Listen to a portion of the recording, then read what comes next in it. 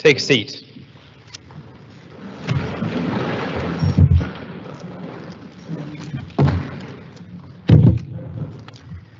Right, busy agenda, so let's crack on. So, agenda item 1. Welcome to this budget meeting for Council here at Tottenham Green Leisure Centre. This meeting is being recorded by the Council for subsequent broadcast via the Council's internet site. Please note that this meeting may be filmed by anybody attending the meeting using any communication method. Although we ask members of the public recording, filming or reporting on the meeting not to include the public seating areas, members of the public attending the meeting should be aware that we cannot guarantee that you will not be filmed or recorded by others attending the meeting. By entering the meeting room and using the public seating area, you are consenting to being filmed and to the possible use of those images and sound recordings. As chair of the meeting, I have the discretion to terminate or suspend filming or recording if, in my opinion, continuation of the filming, recording or reporting would disrupt or prejudice the proceedings, infringe the rights of any individual, or may lead to the breach of a legal obligation by the Council. Before starting the rest of the agenda, can the Democratic Services Officer please confirm with the sound and audio team that there are no issues with the streaming of this meeting and that it is available to the public?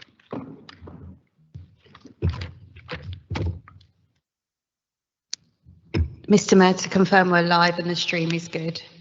Thank you. Agenda item 2, Chief Executive. Mr. Mayor, we've apologies for absence have been received from the following councillors: Councillor Peacock, Councillor Ganesh, Councillor Connor, Councillor Hakata, Councillor Morris, Councillor Adamu, Councillor Chiriankandath, Councillor Rossetti, Councillor Hinchcliffe, Councillor Weston, Councillor Odjohor, Councillor James and Councillor Hearn. And we have apologies for lateness have been received from Councillor Berryman and Councillor Edgeworth. Thank you very much. Agenda item 3, late items of business. Chief Executive. Mr. Mayor, there is one item of business which could not be available earlier and which will need to be dealt with at this meeting. Item 14, budget amendments. Council Standing Order 15.8b allows amendments to recommendations to be put forward by 10 AM on the day of the meeting. Thank you. Agenda item 4, declarations of interest. Under the Council's agreed code of conduct, members are required to declare any disclosable pecuniary interest or prejudicial interest as defined by the code at any meeting, and may not participate in any discussion or vote on the matter and must withdraw from the meeting room. Details of the requirement to make a declaration of interest are shown on your printed summons at item 4. Should any member need to make any such declaration, please do so now by clearly stating the reasons and the nature of the interest. Members with a sensitive interest as defined in the code must declare that they have a disclosable interest, but the details of that interest need not be disclosed. Are there any declarations of interest? The independent member for Wale. Thank you very much, Mr. Mayor. Given that there's reference on page 386 to leaseholders, I'd like to declare for the meeting that I'm a leaseholder in Falconer Court in White Hart Lane. Thank you. Thank you. Councillor Ibrahim. Sorry. Obviously, because it's budget for council, I always declare that I'm a Unison branch secretary in another borough, and obviously some of the items under consideration relate to council budgets. Thank you. Thank you very much. Councillor Adjei. Thank you, Mr. Mayor. I declare also that I'm a member of staff for the London Fire Brigade, which also obviously is overseen by the Greater London Authority. I think a precept goes, it's not necessary, but I felt it should be declared. Thank you. Thank you. Councillor Chamwani. Thank you, Mr. Mayor. Can I also declare that I'm a Homes for Haringey leaseholder? Thank you. Any other declarations of interest? No. Okay. Thank you very much. Item 5. Chief Executive. Mr. Mayor, may I remind members of the need to consider whether they need to make a declaration in accordance with section 106 of the Local Government Finance Act 1992 in relation to unpaid community charge or council tax liability, which is 2 months or more outstanding. This requirement is detailed in the council summons. Members to whom this applies must make a declaration if they are present at any part of the meeting and must not vote on any matter relating to the budget. It is not sufficient for such members to refrain from voting or to absent themselves from the chamber for particular parts of the meeting, and failure to make a relevant declaration constitutes a criminal offence. Thank you very much. Councillor Min, we just did declarations of interest. Do you have any before we go on? No. Item 6, minutes of previous meetings. Chief Executive. Mr. Mayor, I would ask the Council to approve as a correct record the minutes of the meetings held on the 22nd of November 2021. I think that should be the 10th of January and the 17th of January 2022. Thank you very much indeed. Are they agreed? Mr. Mayor. Oh, Councillor Gordon. We have just agreed the minutes, of course. So just put your mic on. I can't. I've got a matter arising from the minutes of the 22nd of November. It's in the pack.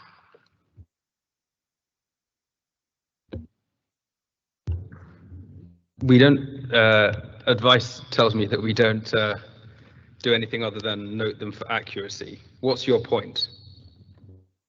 Well, my point was in reference to item 7 in that they're in the pack. So it's the minutes of the 22nd of November, and it was item 7 in relation to the debate on high streets. What page is that on? Please. It was item 43 in that, and I think it's on our page 7. No, page. It's the first set of minutes after the agenda. Okay, give us a second. Let's find it. Oh, I see. Page 5. Page 1. Page 7. Yeah. Okay. Can I proceed? Yeah, just very quickly. Well, thank you. I just wanted to relate to the item where we discussed the debate on the importance of high streets and supporting small businesses, and to note that the opposition used that debate for some political point scoring, but that in what we have in fact done is that this council has since then the Ruth, award for excuse the me, best just small businesses. Ruth, just resume your seat a second. Point of order. Is this item not for recording inaccuracy of minutes? I'm wondering whether there's been inaccuracy of minutes being raised or not. Yes, that is indeed what this item is for. I used my discretion to find out what Councillor Gordon was saying. I think the point has been made, so I think we'll just leave it there. I think the point's been made. Item 7, Mayor's communications.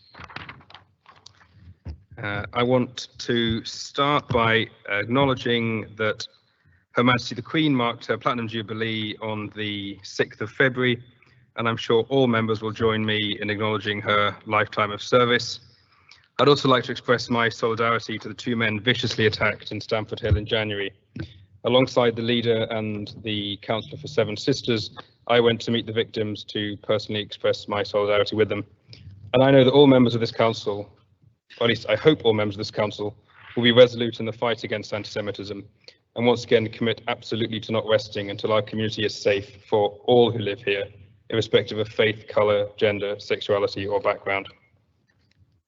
Since our last ordinary meeting on November the 22nd, I've had the pleasure of visiting and meeting local people right across the borough. I continue to champion the vaccination effort at every opportunity and want to acknowledge the hard work of those who continue to administer the vaccine to local people. We've carried out more than 100 engagements since November the 22nd, 2021, and they have taken place in all parts of the borough. There are several engagements I'd like to just highlight for members now. Firstly, I had a number of visits to Haringey libraries following the investment across our library service. It was great to visit Stroud Green, Hornsey and Muswell Hill libraries and to be joined by war councillors at each stop. I attended events hosted by the High Commissioner for Barbados, marking his country becoming a republic. Colleagues will of course know that Haringey has a long connection to Hull Town in Barbados. I very much enjoyed lighting the candle to mark Hanukkah in Fiery Park in November. We were joined by the Leader of the Council and the Leader of Opposition, amongst others. I've continued my commitment to engaging with Haringey's young people and have visited schools across the borough. They include St Mary's and Hornsey, Channing and Highgate, St Thomas More and Earlham Grove and Wood Green, Seven Sisters, St Mary's Priory and St Anne's Primary and St Anne's Ward, the Haringey Learning Partnership, and my old primary school, Weston Park, in Stroud Green, where I was on Friday. I had a very good meeting with the Archbishop of Westminster, Cardinal Vincent Nichols, who was on a visit to Haringey to bless a knife bin as we continue all efforts to keep our community safe. And I was honoured to raise the Holocaust Memorial Day flag outside George Green House and to speak at the Holocaust Memorial Day event held at Spurs, and thank you to all those involved in arranging it. I was saddened to receive news of the passing of two local figures, Helen Piber, who founded Muswell Hill Bookshop, and John Nicola from the New Century Barbers. I was also delighted to welcome His Excellency the Australian High Commissioner to George Meehan House. The Australian High Commission was very supportive in providing support to our vaccination centres in the form of Anzac cookies and other things that they enjoyed. So we're very grateful to them. Today is, of course, St David's Day, and to make up for last year, Councillor Emery, happy St David's Day to you, to Councillor Weston and to Councillor Connor, who I know is with her unwell father in Wales today as they mark the National Day of their country. Today is also Irish Traveller Ethnicity Day, and I want to send my best wishes to all those from that part of our community. I very much enjoyed the 30 at 30 challenge. It was both a great way to mark my birthday, but more importantly, to celebrate and acknowledge the many amazing local businesses here in Haringey. And lastly, I would like to express my full solidarity and that of all members with the people of Ukraine. Their courage in the face of Putin's twisted ideology, his sickening disregard for human life, and his crimes against humanity are an example to all of us. Item 8. Mr. Mayor, I have no matters to report on. Thank you. Item 9. Mr. Mayor, I have no matters to report. Thank you. Item 10. Councillor Chandwani. Thank you, Mr. Mayor. Over the past year, our staff have looked at how we can reduce debt and financial burden of our most vulnerable residents. For those of you that don't know, universal claims increased from 18,000 to 45,000 over the COVID period. Residents are also finding themselves having to take work opportunities on flexible hours, or what we deem as zero-hour contracts, giving them unstable earnings. Sadly, these changes affect residents' council tax entitlement and has led to thousands of residents either being in overpayment debt or underclaiming and facing financial hardship.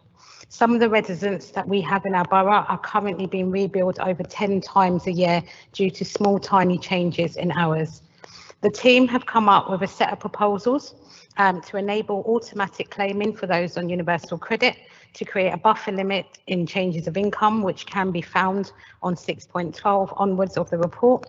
They also looked at a simple format of the CTRS scheme and also allowed us to backdate people in debt that would have been eligible but didn't realise and didn't claim and are now in debt. Mr. Mayor, over 4,500 residents responded to the consultation. To put that into perspective, that's half of the Twitter followers of our mayor. All of the proposals that we got had support of either the late 70% to the 80%. I'm really grateful to all the residents for supporting our proposals, and I'm also grateful for the staff for working hard for this great solution, even though it was hard and complicated and didn't help that I didn't have a maths GCSE. But they also went that extra mile and went out and engaged people in the consultation. A lot of good practice that we can learn from that, and a lot of tips for us that are seeking re-election. Mr. Mayor, these changes will really help residents and overwhelmingly was supported by residents and organisations. I hope that this chamber/basketball court will support this paper tonight. Thank you. Thank you very much. Are there any questions? Any questions? Okay, no, I can see. I'm just checking on the other side. Councillor Dennison. Thank you, Mr. Mayor. As per the Labour 2018 manifesto promise, when will you be extending the council tax reduction scheme to all eligible residents?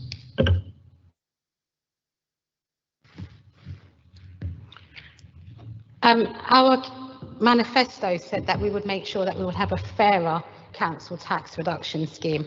Unfortunately, due to this condemned government that came in 2010, council tax benefit that enabled everybody to have a means tested 100% reduction was taken away from people in this country. So now what we have is we have a council tax reduction scheme, which is now having to be paid for by local government and not central government. What we have done in this administration is ensure that the lowest income families, that's 6,000 families, are now got 100% exemption. And what this does this evening is take away all of that mess that is created from a CTRS scheme that was not there in a council tax benefit scheme that your party helped scrap.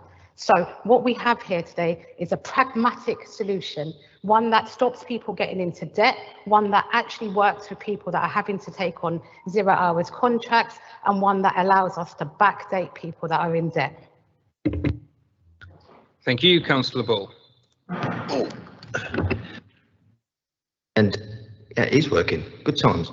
I'd like to commend the Cabinet member for this proposal. I know from my time in the Cabinet this was something she was very passionate about. So can I ask, one of the things that I've been very concerned about when I read this report, I was remembering the benefit maximisation review that I'd done quite a few years ago, and reflecting on some of the conversations I've had with residents in White Hart Lane where they have little or no engagement with the council. Can I ask the Cabinet members, perhaps in a couple of minutes, to specifically outline what we're going to do as a council to reach out to those residents who genuinely don't know what they're entitled to and are frightened of applying for things because they fear institutions like the council. And I think that's a really important point that we need to address. Thank you.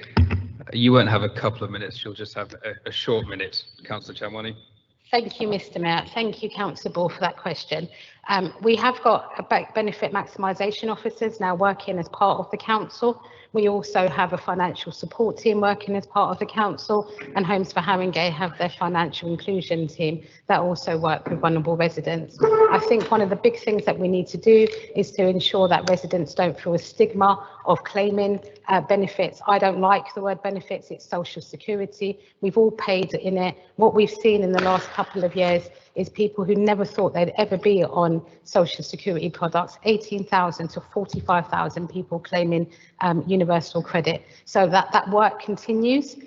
We need to make sure that we're working in partnership with all of our partners to ensure that we get that message out, such as the Citizen Advice Bureau, all of the housing associations and a lot of the faith groups that are part of a partnership board, that we're all working together to make sure that we get the message out and get support to people who need it. Thank you, Councillor Chamwani. Any other questions? Councillor Williams. I just wondered, following on from Councillor Bull's question, I wondered the follow-up would be, how are we going to communicate with people so they do know? How are we going to get that message out there to all our residents? Thank you, Councillor Williams. So we've got the Haringey Here to Help, which is an umbrella branding, which kind of says what it does in the tin. It's letting people know that this council and this administration is there to help them. We promote all of the benefits that people are entitled to. We promote all of the helplines that are available. We promote all of the services that they can go to. But obviously not everybody is online. We've got all of these campaigns that are running on street billboards. The council tax letter that is going to be dropping on people's doormats in a couple of weeks' time will have all of the information about where people can get help and how they can get help. But we also are going out to people through locality hubs, making sure that we're in places where people are going to.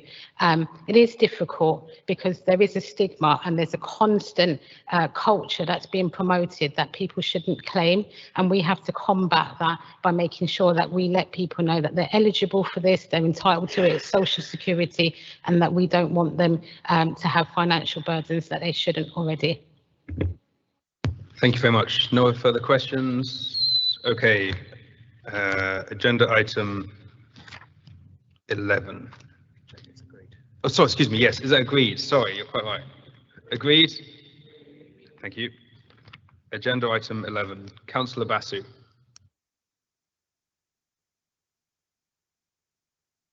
Just press it once. Yep. Yeah. It's Matt. Unfortunately, I did not get the paper before with me. Just I got from her. I just tell you in short. Just use. Yeah. Pay scales are increased in line with national and regional pay agreements for a majority of its employees who are not covered by local arrangements. The council supports NGC, a regional, that is Greater London Provincial Council collective bargaining arrangements to pay and condition the services. The council considers it important to be able to determine pay rates for some staff where it is necessary. It enables it to respond to regional and local labor market conditions. The council benchmarks its pay rates with London boroughs, ensure that it is able to recruit and retain qualified, competent staff.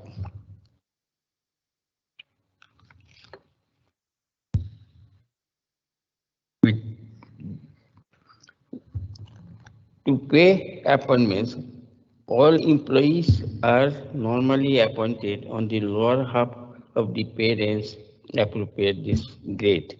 The council delegates authority to chief executive and directors as appropriate to appoint staff above this part of the pay range.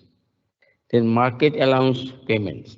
The council acknowledges that our workforce is our valuable assets when it comes to enabling the delivering services for those who live, work, study, or visit the borough. Due to external market factors, allowances may need to be paid to some posts in order to attract more retained staff and appropriate caliber.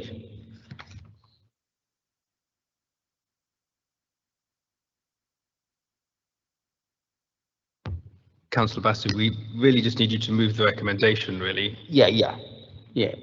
Just hold, because as I told you, this paper. No, you're quite right to give us some background. That I got from her now, yeah? That Sure. I'm making short in a minute, yeah? You could just formally move it, Councillor Basu, and then we... Yeah.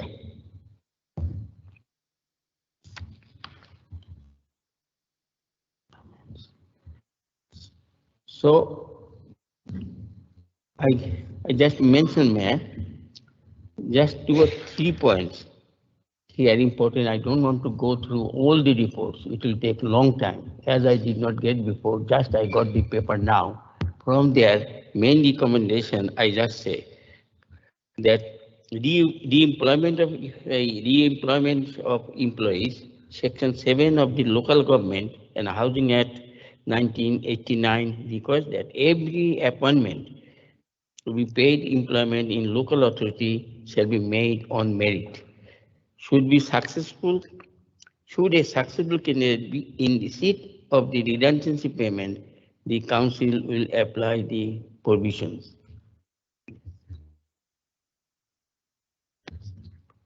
Yeah, already I made the recommendation of Great. this report. I hope you will approve it, will accept it.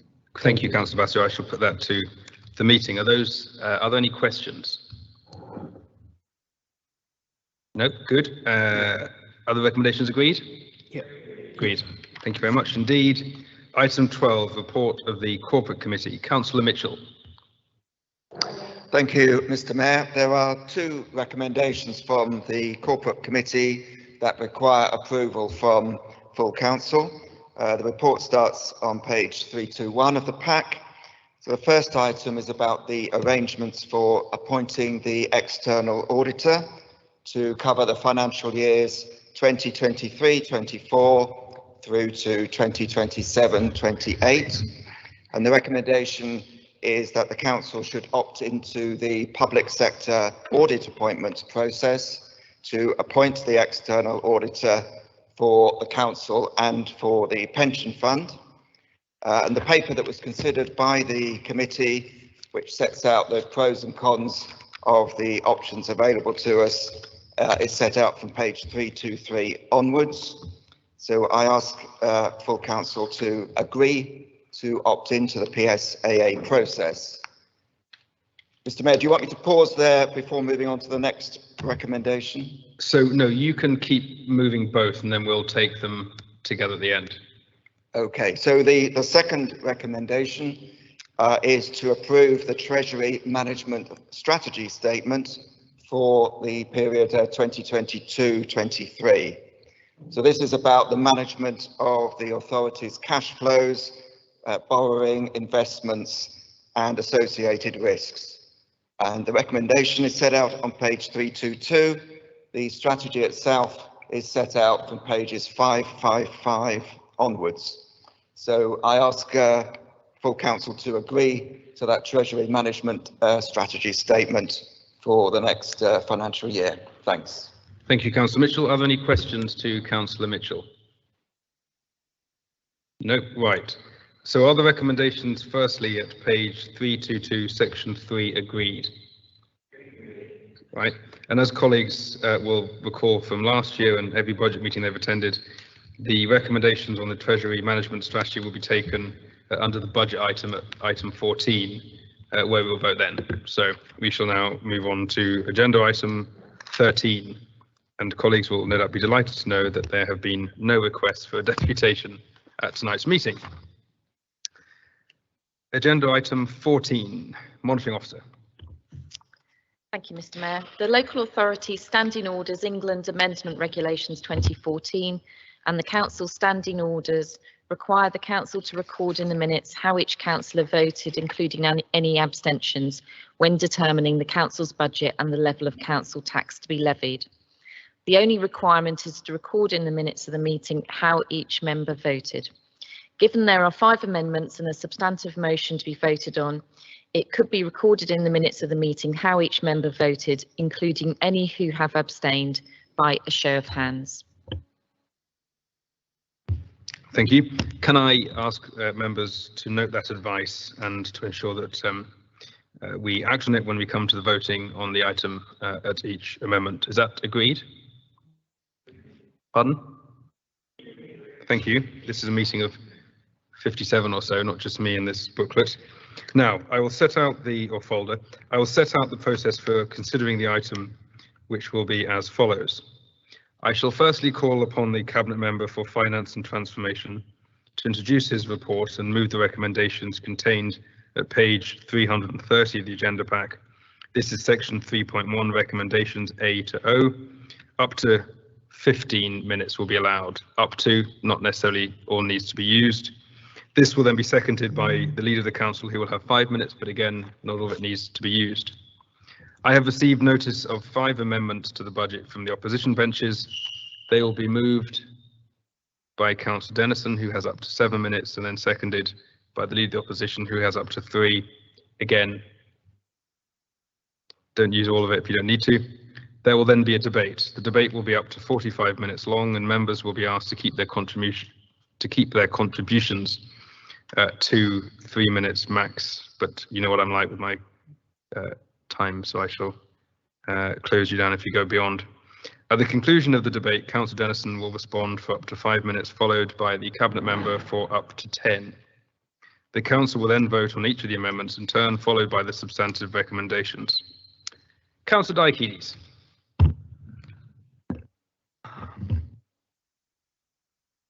It does indeed. If you press it once and stand up, you can give your speech. Just press it once. Now speak. Hello? There we are. Thank you. Thank you. I suppose I've got to pretend that I'm an aspiring Chancellor of the Exchequer with my red box, etc., and bring out all the goodies and how good we are, and I'll try to do that. But those who know me over the years know that I'm not a very good public speaker. I know that I've got to start with something positive, light-hearted, a joke or something like this. Unfortunately, I'm hopeless. I can't do that. I'll start instead with the opposite, with something very sad and bitter, probably. For years, successive governments have imposed on us, on the public sector, in order to reduce the public sector, undermine the public sector and public services, and austerity cuts, sort of like policy, privatizations, undermining, fire sale of public assets, and so on. And as a result, thousands of people both here and across the country. Actually, millions had their lives blighted and they suffered, and nothing. Well, we try with our little dented shield to reclaim some of the lost ground, and this budget probably does a few of those things, but nothing will give back these people what they've lost, nor will compensate it for what they suffered. And I want the few positive things that I will say to be heard in this context. I think, Mr. Mayor, that this is, I believe, a good budget. I think it is popular, as indicated at least by the results of the public consultation there in the report. But I want to draw two particular, rather remarkable, I suppose, aspects of this particular budget. And the first one is that it's the first budget for more than 10 years that doesn't include any new cuts, despite the challenges from the pandemic implications and from the Brexit implications and all that kind of things, etc. What's more, it managed to squeeze in some investment as well in extra improvements in the services. I think that has been achieved, and I want to make sure, first of all, not by increasing unnecessarily and unreasonably the council tax. You see in the report and the recommendations, we want to follow the guidelines, 1.9% increase on council tax and 1% extra that we are allowed as a contribution towards the massive increase in the social care costs. 2.9% is below inflation and adds about 72 pence a week to the average band for council tax. To put in perspective, that's a bit less than a pint of beer in the pub a month. But even that, we're painfully aware that there are people who, even that bit, they can't make ends meet, and this is painful, and therefore I'm glad, as we heard as well at the earlier item, that we are extending and improving our council tax reduction scheme to the point of 16,000 of our neediest households are excluded from that.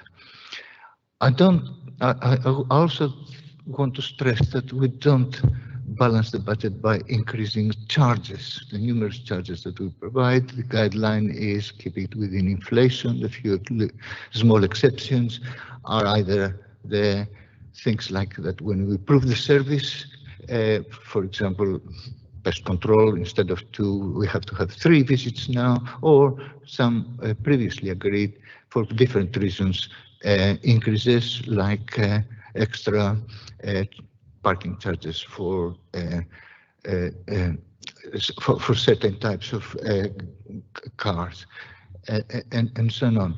We don't also rate the balances and contingencies. Has been said, there's a whole section of the report that shows how much exactly it is, and you find out that there are as good and even slightly more probably than in previous years, which kept us in good stead until now and avoided the crisis that so many other authorities of all political associations have actually encountered in the last year and two, and I expect the next year. And finally, we haven't pushed any cuts in the long grass for the future.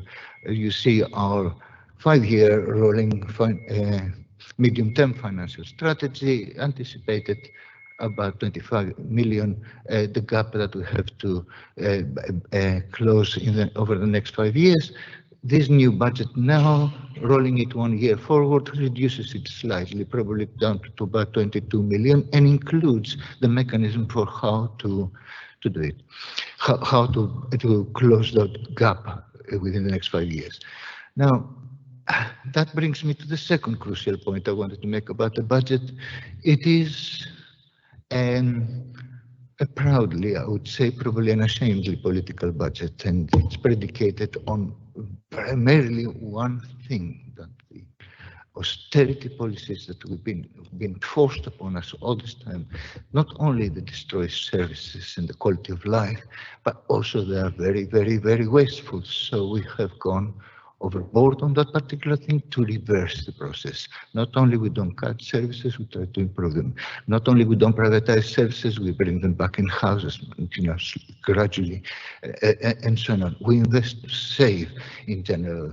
And the end result is a balanced budget that has a lot more leeway than the traditional type of budget that we had.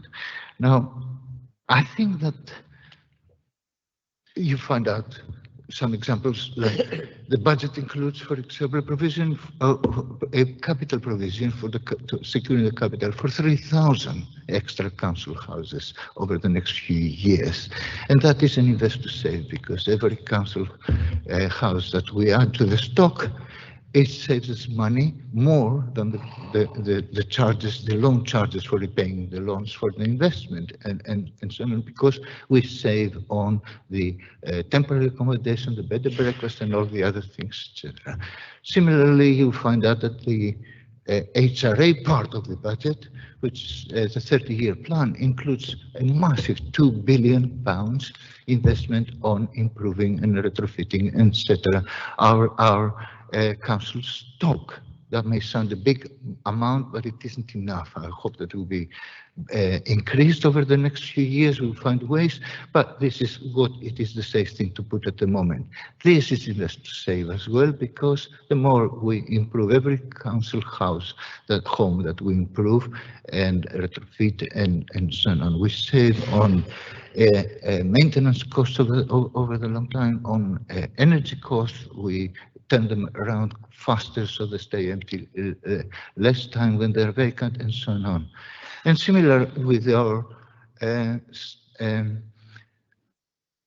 commercial stock, the estate, and with our accommodation strategy, every bit that we invest, and it is in this budget and it's quite significant, it saves money down the road, including our accommodation, the Civic Center proposals, the commercial estate, we improve, we reduce the cost, the energy cost, the maintenance costs, we make more use of the spaces, we retain the value, and we're increasing it, etc. And you find the same thing, all our significant investment that you see in the budget on our green agenda and various aspects of it, they are all helping us to save money. The investment you find significant investment in our youth services, in improving on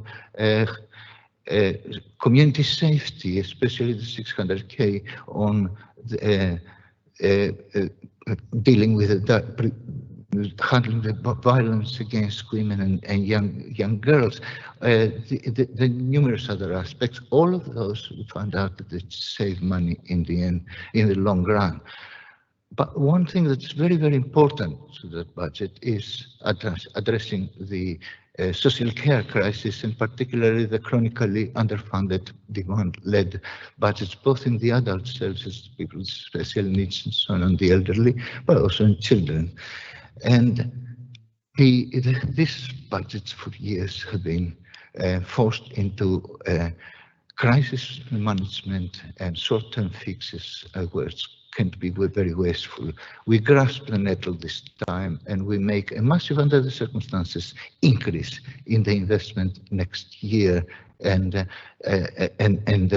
medium-term financial strategy, which in itself will enable the services to stabilize their budgets, to concentrate on getting more efficient ways, and also devising invest to save mechanisms, and I can go on with various examples if it was necessary.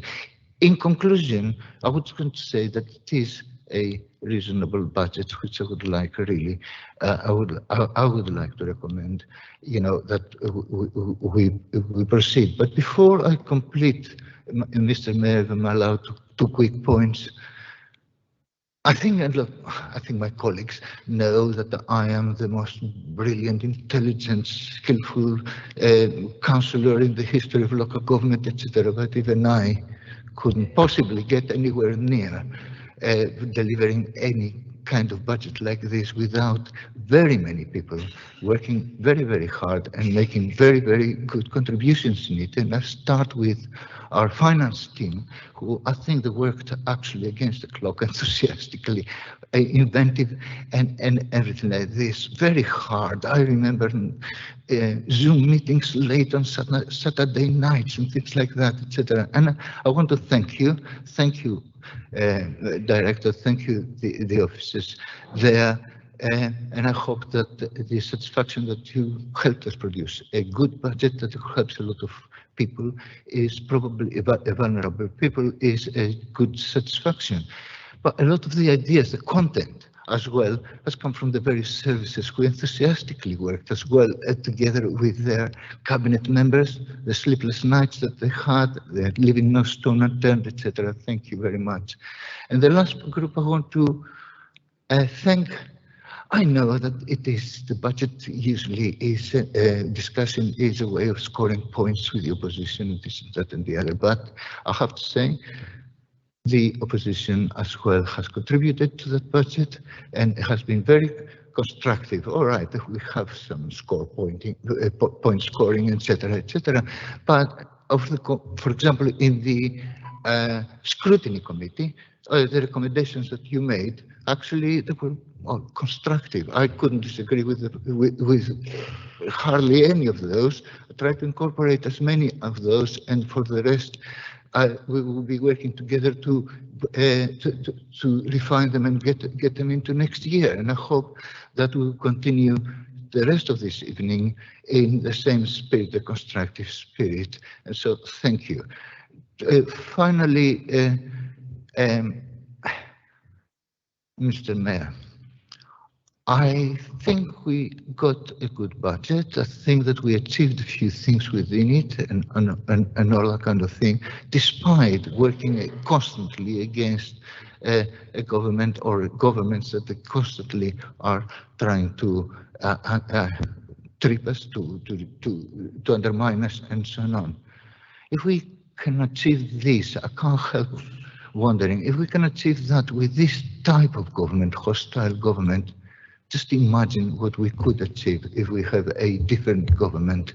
And I hope that across the chamber, I'm sure the opposition agrees with that, with me as well, we have to work for the good of this borough, for our people, to ensure that in the next general election we have a more supportive government. I move the recommendations, Mr. Mayor. Thank you.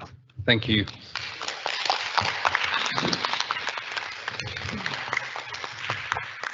I suppose, as is appropriate for your role, you got your money's worth out of that, Councillor Diakides. Leader of the Council. Thank you, Mr. Mayor. Our basic mission in this borough is to build community and reduce inequality. The two depend on each other. More equal community is a stronger, more united community. We want neighbourhoods where everyone has a stake and anyone can help shape the place they live. We want to work with our community to deliver the transformation our borough needs together. That's how I think we will get real transformational change on the ground. That's how you take on the root causes of poverty and inequality and lift up every community in the borough. The need is clear to everyone. Living costs have shot through the roof. The cost of heating your home, filling your fridge, travelling to work are all rising at a pace we haven't seen in generations. Electricity and gas bills are set to go up by more than £600 this year. Petrol prices are higher than ever, and likely to be even higher after sanctions on Russia as a result of Putin's invasion of Ukraine. We are already seeing queues at petrol stations in the borough. On top of it all, Boris Johnson is forcing TfL to put up tube and bus fares by nearly 5%. We know lots of people can't afford this. It means choosing between eating or heating. People are turning off the thermostat and enduring the cold. Hundreds more people used our food banks over the winter. That's why we introduced a local welfare assistance scheme, an emergency fund to help families in financial crisis pay their bills. It's why the Haringey Here to Help scheme was set up, to make sure people get the benefits they need. To help our residents, Haringey has expanded council tax relief for 16,000 low-income residents, and we are simplifying the scheme to deal with underclaiming and underpayments. We are also insulating our homes. Next year, we are working with the GLA to deliver the Sustainable Warmth programme to get more than 200 fuel-poor homes fitted with energy efficiency measures. In summer 2022, we will launch the council strategy to make sure that our public housing stock is the most energy efficient it can be by making sure they all reach EPC-B standard. We are spending £101 million to top up the planned maintenance and decent homes budget and using new rounds of social housing decarbonisation funding from the government due in autumn 2022 to target ready-to-go design projects within our housing stock. This will make our homes greener and more affordable and comfortable to live in. Climate and poverty are two sides of the same coin. Green measures are the strongest buffer we have against energy price shocks. The key thing again for me and for the new kind of council we're trying to build is that we co-design every measure with residents, with the people whose homes will undergo changes. They have to be able to shape that change. We need to help with transport costs where we can too. We're introducing an affordable bike scheme to help lower income residents with upfront costs so they can cut the cost of getting around. We have ambitious plans to install hundreds of bike storage sheds on estates and streets that need it most. Cycling is the obvious opportunity to affordable travel, but it's not the only one, and not everyone can do it. So we're investing £1.7 million fixing pavements and £1.3 million improving street lighting to make it easy to walk through the borough too. At the same time, we're fighting Boris-imposed cuts to our public transport. The W3, 41, 121 and other bus routes are currently under threat. Cuts to public transport during a time where we are trying to clean up our air, encourage active travel, shows just how out of touch the government is with what people in London want and need. Every Haringey resident has a right to good food. Over the last 2 years, we've put money into our food banks. We've expanded free school meals and our holiday hunger programme. We need to do more to tackle the causes of food poverty in partnership with residents and local organisations. We want to kickstart community supermarkets and food co-ops in Haringey that offer better quality at lower cost. Much more, of course, is needed to tackle inequality. We're putting an extra £7.7 million into social care this year. We know the need for children's and older care is growing, and we know it's not a priority for this government. We desperately need affordable childcare in Haringey. I have a young child. I know a bit about it. We've made a proper plan for early years, a key priority in recent months, because if we want to fight inequalities, we have to intervene early. We've made women's safety and support for domestic abuse survivors a key priority for the council. This budget puts another £600,000 into services, but we will go further as soon as we can. Sorry, Leader, can I just interrupt? We've gone past 5 minutes. How much longer have you got? Just a few more lines. I'll have to give some extra time over here. Okay, so we want to do more. Austerity has not been undone. We still live with the disastrous Liberal, Democrat and Conservative coalition's decision to back those extreme cuts and to legitimise and evangelise for them. The consequences are sadly plain to see in Haringey. Even under these extremely challenging circumstances, I'm proud to be able to deliver the first no-cuts budget for a decade. It's clear that if we're going to rebuild our community and build a fairer, more equal borough, we need a Labour council and a Labour government, and we need them now. Thank you.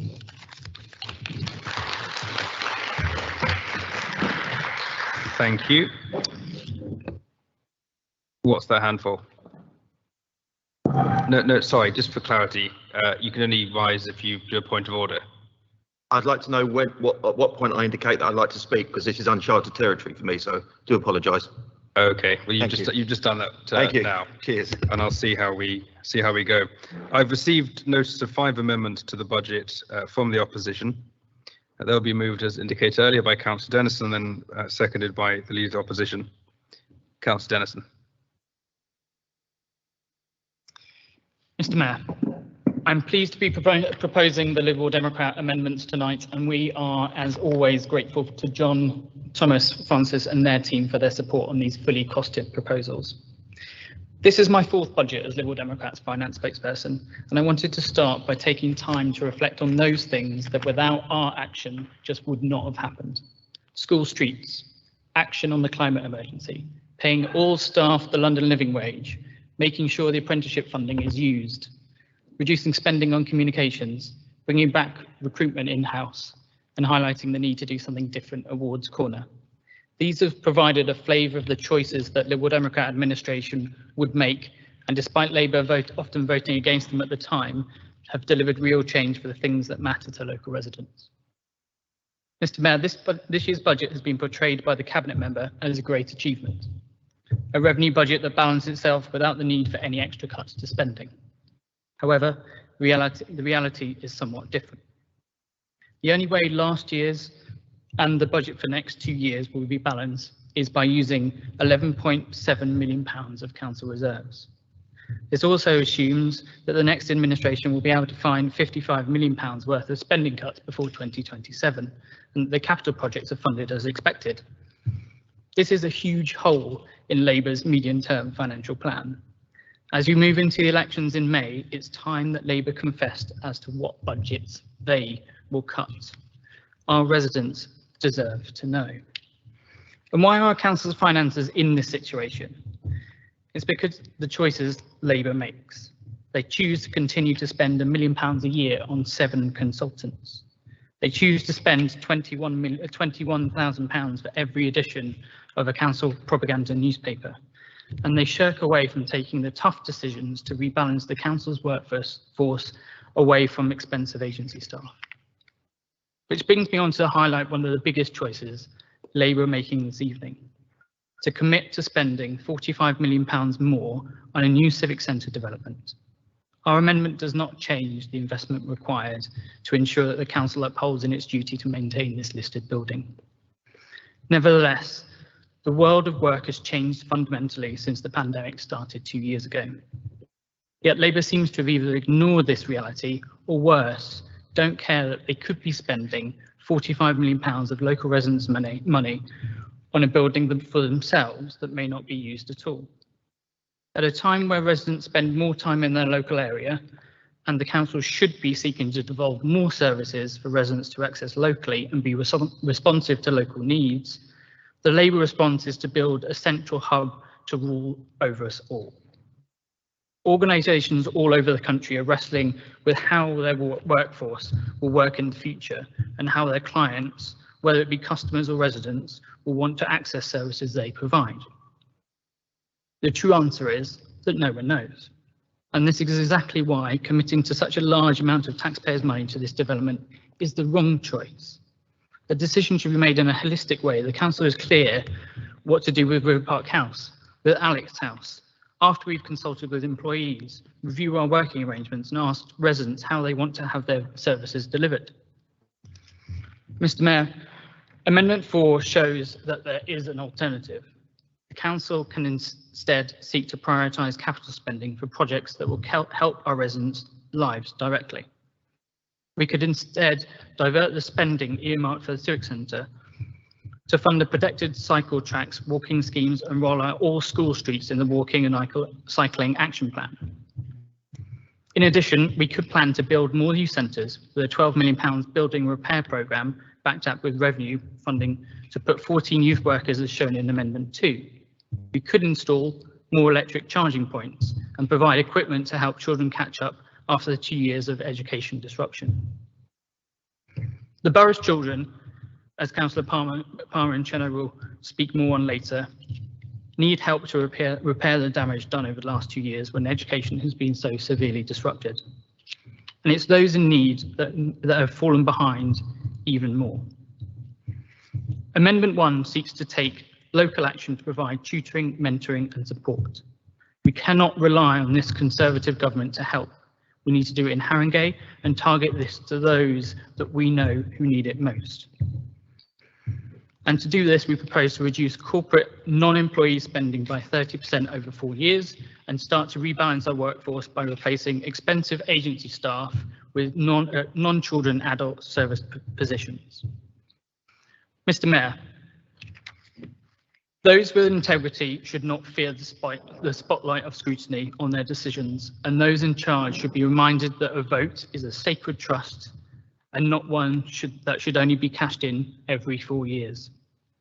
The special meeting last week laid bare the shortcomings of this council's procedures to oversee major developments and the need to build trust so our residents know their money is being spent well.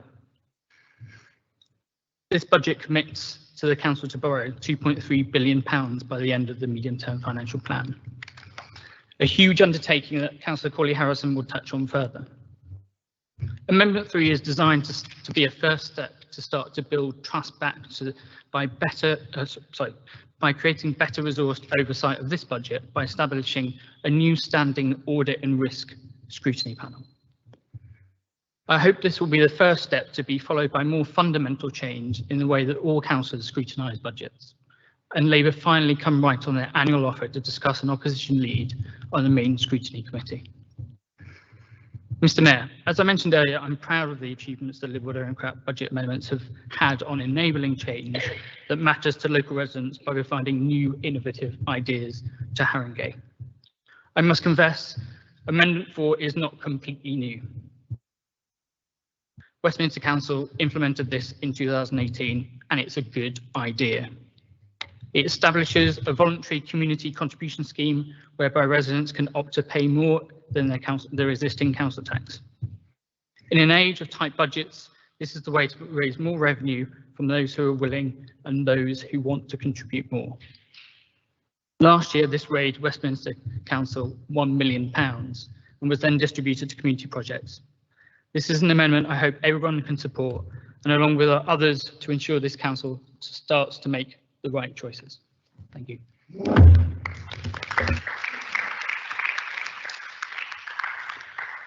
Thank you. Lead the opposition.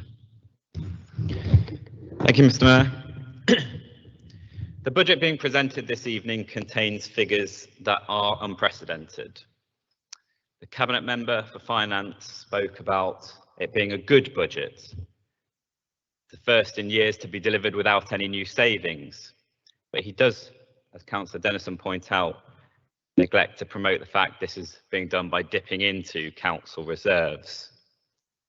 The budget showcases the largest borrowing in Haringey's history at a time where interest rates are rapidly starting to rise and the cost of living is spiralling for everyday people. And on what? Tens of millions of pounds on the council's own building stock to facilitate a workforce that no longer primarily bases themselves in council offices. Whilst residents tighten their belts, the council decides to not just loosen theirs, but take it off altogether. It's a shameful decision.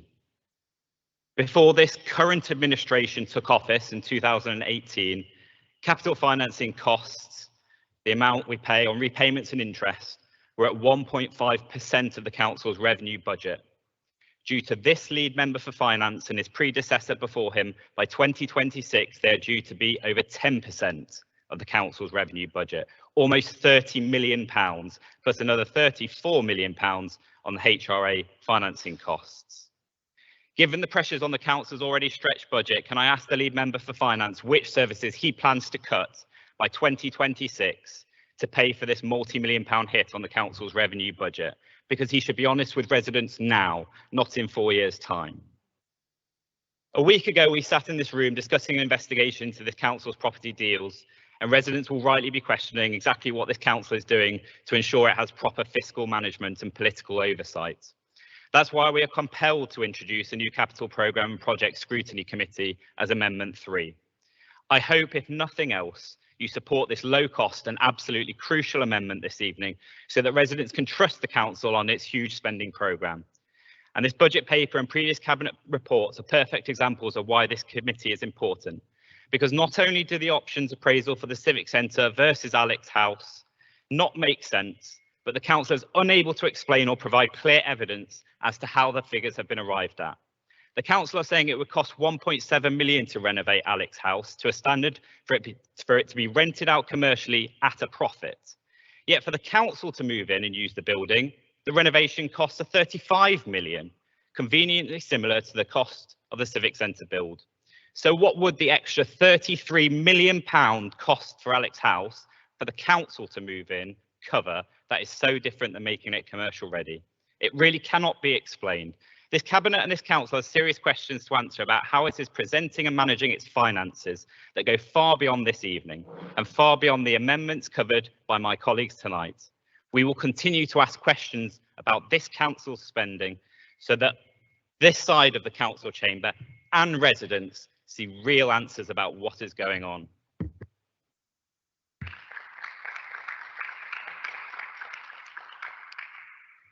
Thank you. So we'll now move to the debate. Councillor Say. Thank you, Mr. Mayor. This budget shows that Haringey Council is strongly committed to tackling the climate emergency. An extra £500,000 towards tree maintenance, £500,000 for tree and wildflower meadow planting to address the climate emergency and improve our physical environment for the benefit of all residents. Improving our tree cover and biodiversity is really important to tackling the climate emergency. We are committed to making long-term lasting change to our environment and our borough as a whole. Wildflower meadow planting will diversify the landscape within Haringey to support a greater range of species and habitats. This 2-year pilot with a proposed 5-year programme following the pilot will see the establishment of a wide range of meadow habitats at different scales, with a significant opportunity for community involvement in the establishment and management of meadows. The council is committed to doing things with residents, not to them, co-producing policy and opening opportunities for all kinds of participating, ensuring residents have a sense of ownership over their own neighbourhoods. Over the next few years, we will encourage community gardening, pocket parks and tree planting on council estates and streets, giving residents permission to plant in their areas and to choose what's planted in their streets.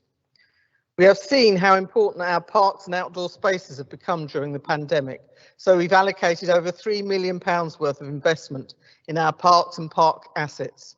Investing in our amazing parks and greening our most urban areas has huge knock-on benefits on other parts of our residents' well-being. It is fantastic to have Haringey's Climate Action Plan recognised as one of the best in London by Climate Emergency UK, and I know that this budget will allow Haringey to climb even higher up the rankings. The council's already undertaking much of the work included in Amendment 5 from the opposition. The Walking and Cycling Action Plan comes to Cabinet later this month, and having an adopted plan in place will mean the council is able to respond quickly to TfL funding opportunities. Furthermore, the Cabinet approved £5.1 million in funding using the Strategic Community Infrastructure Levy to help deliver the plan and some unfunded projects in the delivery plan. The Strategic SIL Capital Programme £5.1 million contribution for walking and cycling projects was the biggest item funded by SIL by the council, reflecting its prioritisation of active travel. This is on top of £1.5 million for school streets that was committed to in the same council decision, demonstrating the council's commitment to active travel. Thank you, Mr. Mayor. Thank you, Councillor Say. My great northern mate, Councillor Dixon. Great northern. It's in the pub. Thank you, Mr. Mayor. At the beginning of the pandemic, UK Youth, an organisation, asked young people how they expected the pandemic would most negatively impact their lives. Their top 3 responses were increased mental health or wellbeing concerns, an increase in loneliness or isolation, and a lack of safe space, including not being able to access their youth club, as well as a lack of safe spaces at home. Unfortunately, as we all know, these fears soon became a reality. Our amendment that I'm going to talk to today begins to address these issues head on. We are proposing significant investment in youth work jobs, and our outlined capital spending invests in the spaces where these young people will learn and thrive. This amendment will fund 18 extra youth workers to support the young people throughout our borough. Good youth work can help support education, recovery, as well as provide much needed opportunities outside of the classroom. Furthermore, evidence from the Centre for Progressive Policy links investment into youth services with the reduction of the number of young people who then need to be referred to children and adolescent mental health services. We know as well that investing in youth provision is key to combating violent youth crime as well. The Safer Lives survey in the report of the Youth Violence Commission asked the question, if there was one thing you could change that you think would make young people safer, what would it be? Over 2,200 young people responded, with the most popular response being the provision of more youth centres, sports clubs and other youth activities in their local area. Now, it's absolutely right that the council continues its investment in the new youth hub for Wood Green and continues its work with the likes of Haringey Community Gold. But our plans go further. After lengthy periods of isolation, education from home and major disruption to lives, now is the time to invest in our young people and the jobs of full-time staff to work with them. Turning our backs on their future is simply not an option. Now, councillors today have a choice. Do we go further for our young people, or do we limit our ambitions for them? Do we prioritise political posts for the leadership, or do we say that this council always puts the young people of Haringey first? The bleak economic outlook as war rages on in Europe and a cruel Tory government that doesn't care leads many to believe that the fate of young people has already been decided. But today, Haringey can reject this. We can say that we refuse to write off our young people and that we will put them first as we recover from this pandemic. Vote today like our young people depend on us, because they really do.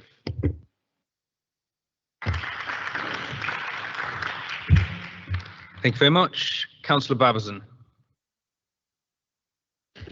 See, I'm varying the order to make sure people are paying attention. Yes, thank you, Mr. Mayor.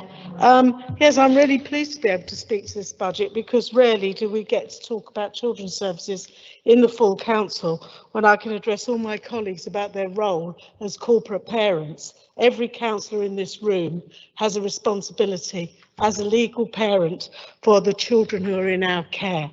And I am really, really pleased to be able to say that not only do we not have a no-cuts budget, we have a growth budget specifically, especially for children and young people.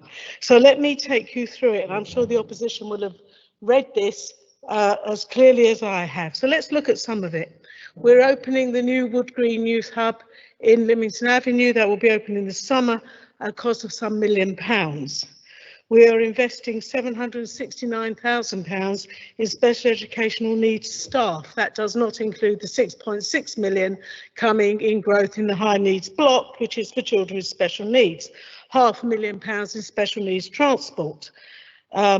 We are investing some over 5 years, £92 million capital in our schools and our Pendarren, and also hopefully in developing a residential centre to bring young people, our most vulnerable young people who are in residential care across this country, back to this borough.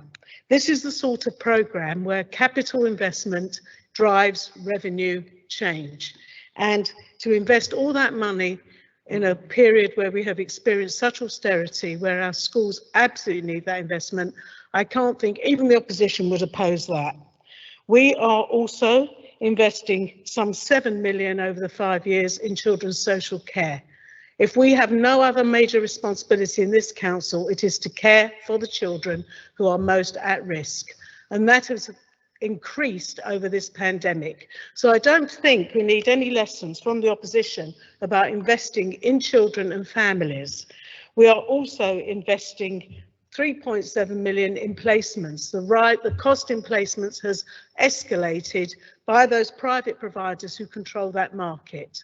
There's not much we can do about it, but we do have to be able to pay for it to ensure our most vulnerable children are safe. So yes, we do look after our young people. You'll be aware of the Holiday Activity Fund, which has funded fantastic range of activities for young people in this borough in all the holidays, half terms, Easter and in the summer. And I would invite you, very welcome, to come and visit the holiday programmes with me in the next round. All in all, this is a budget for children that we should be really proud of. The leaders mentioned our early years strategy, which I hope will be coming on stream soon.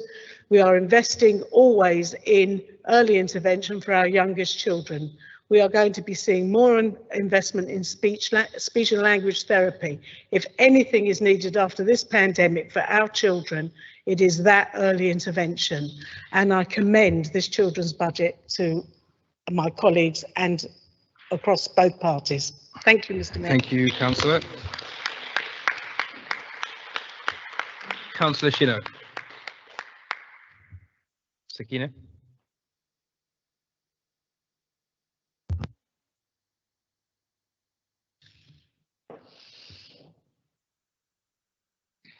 Thank you, Mr. Mayor. You will already have heard of the challenges we know many of our young people have faced and continue to face as a result of the pandemic. Missing out on key aspects of their education has had a devastating impact on many children and young people, from early years right the way through to 16 to 19-year-olds. On average, pupils lost around a third of the learning they would have benefited from if the pandemic had not happened. That's a total of 61 days of lost schooling in England. The quality of learning at home very much depended on schools' abilities to provide home learning, parents' ability to support home learning, and being able to provide equipment such as laptops, broadband, access to services such as BBC Bitesize, headphones, or even a quiet place to study. We know that many children are behind with key areas such as maths and English, and in an area as diverse as Haringey, we have added challenges for children who have English as a second language, our refugee and asylum seeker children who may have had their education disrupted already, children living in unsuitable accommodation, children whose families were struggling with finances, employment, and struggling to feed their children. And for many of those children, there has been the adverse effect on their mental health. A report by the Children's Commissioner for England shows that over the last year, 1 in 6 children suffered from a probable mental health condition, up from 1 in 9 in 2017. As a result, only about a third of children, that's 32%, were able to access treatment. The long waiting times for CAMHS are widely documented and something we hear about from parents and schools frequently. Despite knowing all of this, hearing the many stories from children, young people and their families about their experience of lockdown, despite the reports from experts that clearly show the attainment gap, that show the stark level of inequality children face during lockdown in terms of education provision, despite hearing the horror stories of the impact on mental health and the physical health of children, this government still chose not to provide adequate funding that could enable children to catch up on their learning. Whilst the 15 hours of tuition offered to the most disadvantaged is a good starting place, it doesn't even begin to cover the hours of learning lost. If we genuinely want to support every child to get them back on track, it will require a long-term and comprehensive programme of support.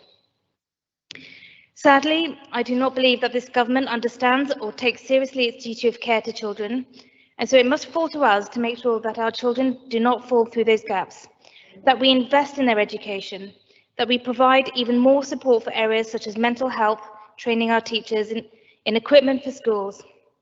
We must do whatever is within our power as an authority to ensure that all of our children can thrive. I do not see that ambition reflected in Labour's budget. Once again, we have shown in our budget how, through careful, well-thought-through cost savings to areas of council, such as corporate governance, that we can find the budget to fund this vital work. I know that there will be no one here that disagrees in prioritising children, so I urge you all to vote in favour of this amendment this evening.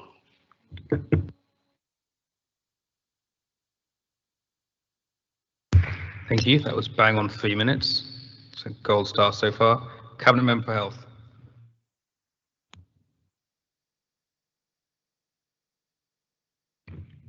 I'll start again. Mayor, if the pandemic has taught us anything, it's shown how important community support and our local social fabric are to so many residents, both those in receipt of support and their friends, families and neighbours. Our Tory government has refused to properly address the gross underfunding, huge workforce inequities and major structural challenges that hold social care back. There is still no properly funded social care workforce plan, and the government's plan to increase funding via national insurance will hit those least able to share the burden, pushing in-work poverty up further and hitting families in this borough hard at a time when they can scarcely afford it. Locally, we see huge pressures on adult social care. The coalition government's austerity agenda reduced the council's spending power by 29%, and we continue to live with that legacy. The pandemic has increased the complexity of care needs, growth in needs in general, whilst adding new conditions like long COVID for us to contend with. In the face of these challenges, this budget seeks to meet the needs of the most vulnerable with a substantial investment of over £6 million allocated to supporting residents' day-to-day care needs. This commitment will increase our capacity to meet the growing need. But history has shown that only a Labour government will properly fund adult social care. The huge number of responses we had to our Safety of Women and Girls at Night survey demonstrates how far we still need to go in order to make sure women and girls are not at risk in our borough. The increase in violence against women and girls in London during the pandemic of over 40% shows that this really is an epidemic beneath a pandemic. The £600,000 allocated to support women and girls impacted by domestic abuse and other violence in this budget will increase our resource and our ability to address these needs. Despite national government inaction, this budget puts at its heart the needs of the most vulnerable and those in need, and lives out our Labour values, those values we hold dear. Thank you. Thank you. Councillor Barnes.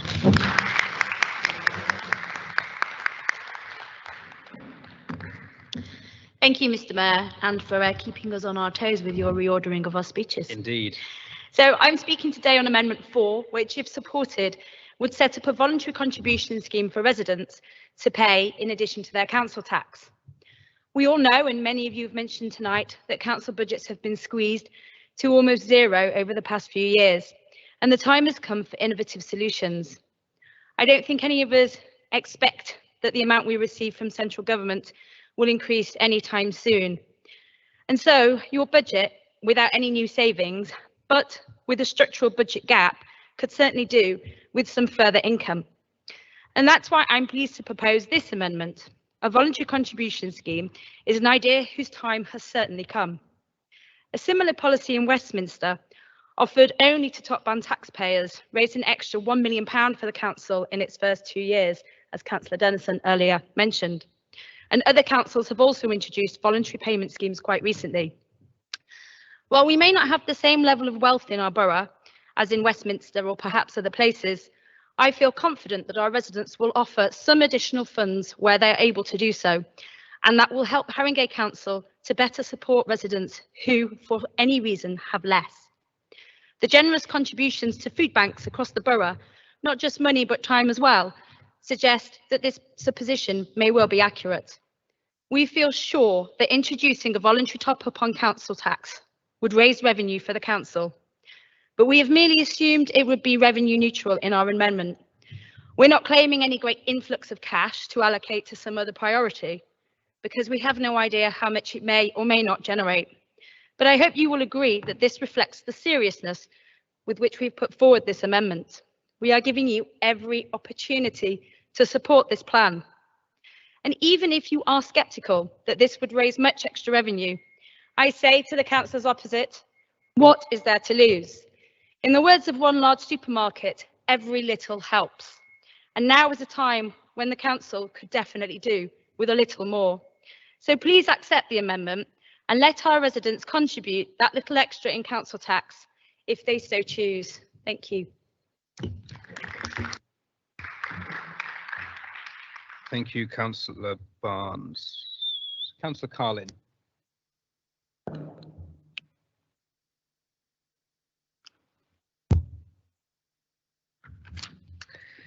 Mr. Mayor, I'm very proud to be speaking in support of this budget tonight, because this is a budget that has a vision of what we want the future of Haringey to look like, to feel like, to live in, to work in, what we want to be like as a community, what we want our public realm to be for our residents.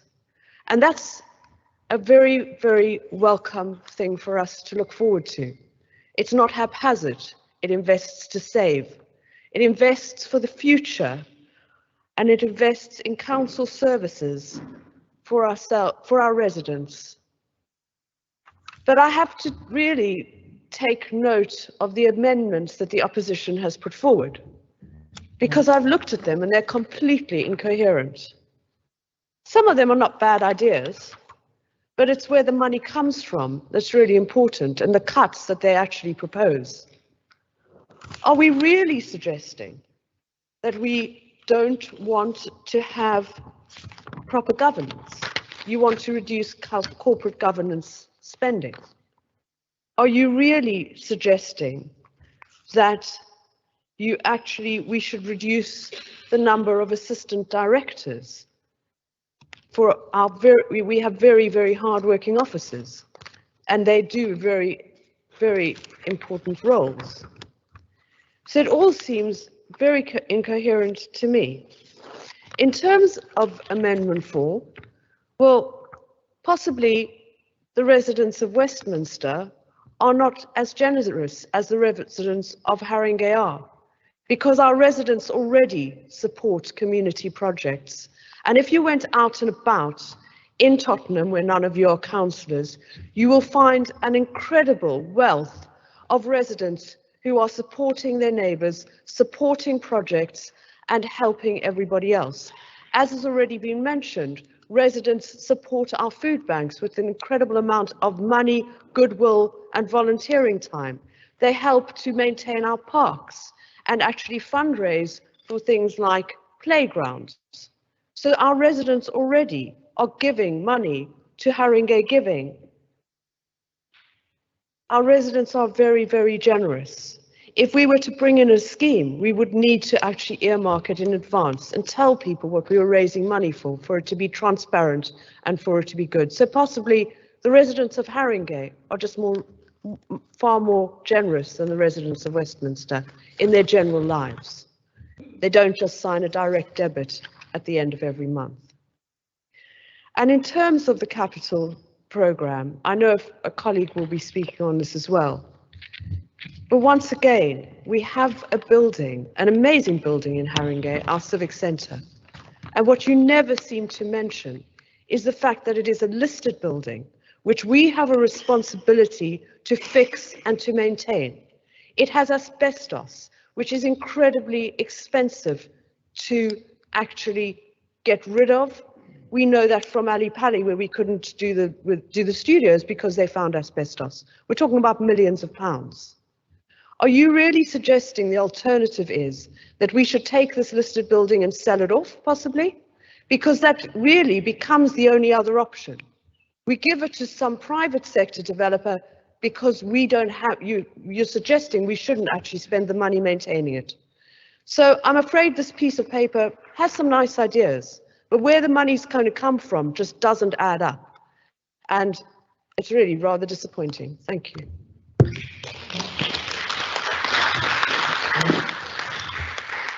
I was going to call Councillor Hare, but he was talking to Councillor Bull through that, so we'll go to Councillor Emery. And you laughed as well, quite rude. Thank you, Mr. Mayor. Haringey Council recently came up with the Walking and Cycling Action Plan, a document containing proposals to install cycle routes, low traffic neighbourhoods, school streets. Amazing, you may think to yourself. All good things that will improve air quality and reclaim our streets. But, of course, there's a but. Is Haringey actually going to spend any of its money on this? No. Cycle routes, 65% are unfunded. LTMs, 80% are unfunded. School streets, 48%. These unfunded schemes are proposed to be financed from further grants, mainly from TfL. With TfL's current financial predicament and Haringey Council's poor record on bid winning, this entire document reads as more of a wish list than a serious plan for the future. If we funded the plans in this document, we could create the infrastructure and the culture that supports people of all ages and backgrounds to walk and cycle around the borough safely. This proposal is not difficult to achieve. The council can scrap its costly and seemingly ever-increasing plans to do up the Civic Center. It is a building, a single building in Haringey that 99% of residents will never step foot inside. Well, I suppose in a few years' time, when residents want to protest and come and make deputations to the council about its lack of active travel, at least they'll be stood inside a pretty building while they do so. On top of this, we have some other important proposals. Unlike Labour, who seem to be spending all their time arguing with themselves, I've been speaking to residents on the door. One of the big things they say to me is, I want to switch to an electric car, but how can I charge it? Our amendment contains funding for more charging points, giving residents the infrastructure they need to shift away from polluting vehicles. Another one that I get again on the door is bike hangers. Last year, research showed that Haringey had a 6,000 person waiting list for bike hangers, and at its current rate, that would take until 2039 to get through. A bike hanger on a road gives someone that extra security. With that, they can safely shift from a car to active travel. This proposal funds just that. So, if you want to make a serious offer to Haringey residents, one that takes on today's environmental challenges, please don't fund a fancy building for us to argue in. Back Amendment 5. Thank you. Thank you, Councillor. I wouldn't be so down on the Civic Centre. My mum and dad got married there, and look what they created, Scott. I mean, you know, as did the leader. Councillor Ibrahim will now be called on the basis that Councillor Bull, who is an opposition councillor, requested to speak. So I've given another Labour councillor a chance to speak. Thank you. I wasn't originally going to speak, but I felt compelled to, because I took exception to some of the quite sneering observations that were made by the opposition in relation to, in particular, the housing revenue account and this idea that this administration from 2018 onwards has somehow loosened its belt and has been throwing money out the door, is not being financially responsible in the way we've used the housing revenue account. It displays a fundamental misunderstanding of what the housing revenue account is. The housing revenue account is tenants' rents. It is our responsibility to use that money to invest in existing tenants' homes. So the deal is, when you pay your council rent, part of that is that actually that we as a council invest in that stock for the ongoing future. We as a council since 2018 have taken that responsibility extremely seriously, and we all have to recognise that after years and years of underinvestment across local government in housing stock, that comes at a price, and it's important that you understand what the housing revenue account is. But also, this council has started a new generation of council homes, and that is part of our responsibility to make sure that young people growing up in this borough in temporary and emergency accommodation, we know that housing insecurity is one of the major causes of social ills, for example, achievement in education, low health outcomes. So it is our responsibility to use the power that we have with the housing revenue account to invest in the future of young people in our borough. Ultimately, for me, it is so important that everybody in this borough has the opportunity that I had, many of us in this room had, for secure council accommodation, and to ensure that that is a springboard. For me, the way the housing revenue account works, that tenant rents invest in their own homes and invest in new homes, is ultimate municipal socialism. These are the values which are instilled in the Labour side of this room, and I think it's really, really important that we always make that clear, that if you do not consider that the use of the money in this way is what we should be doing as a council, then, you know, I beg to differ with you. These are Labour principles, these are socialist principles, and I urge people to support. Thank you.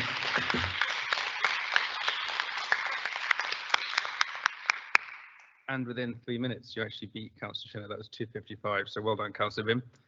Councillor Hare.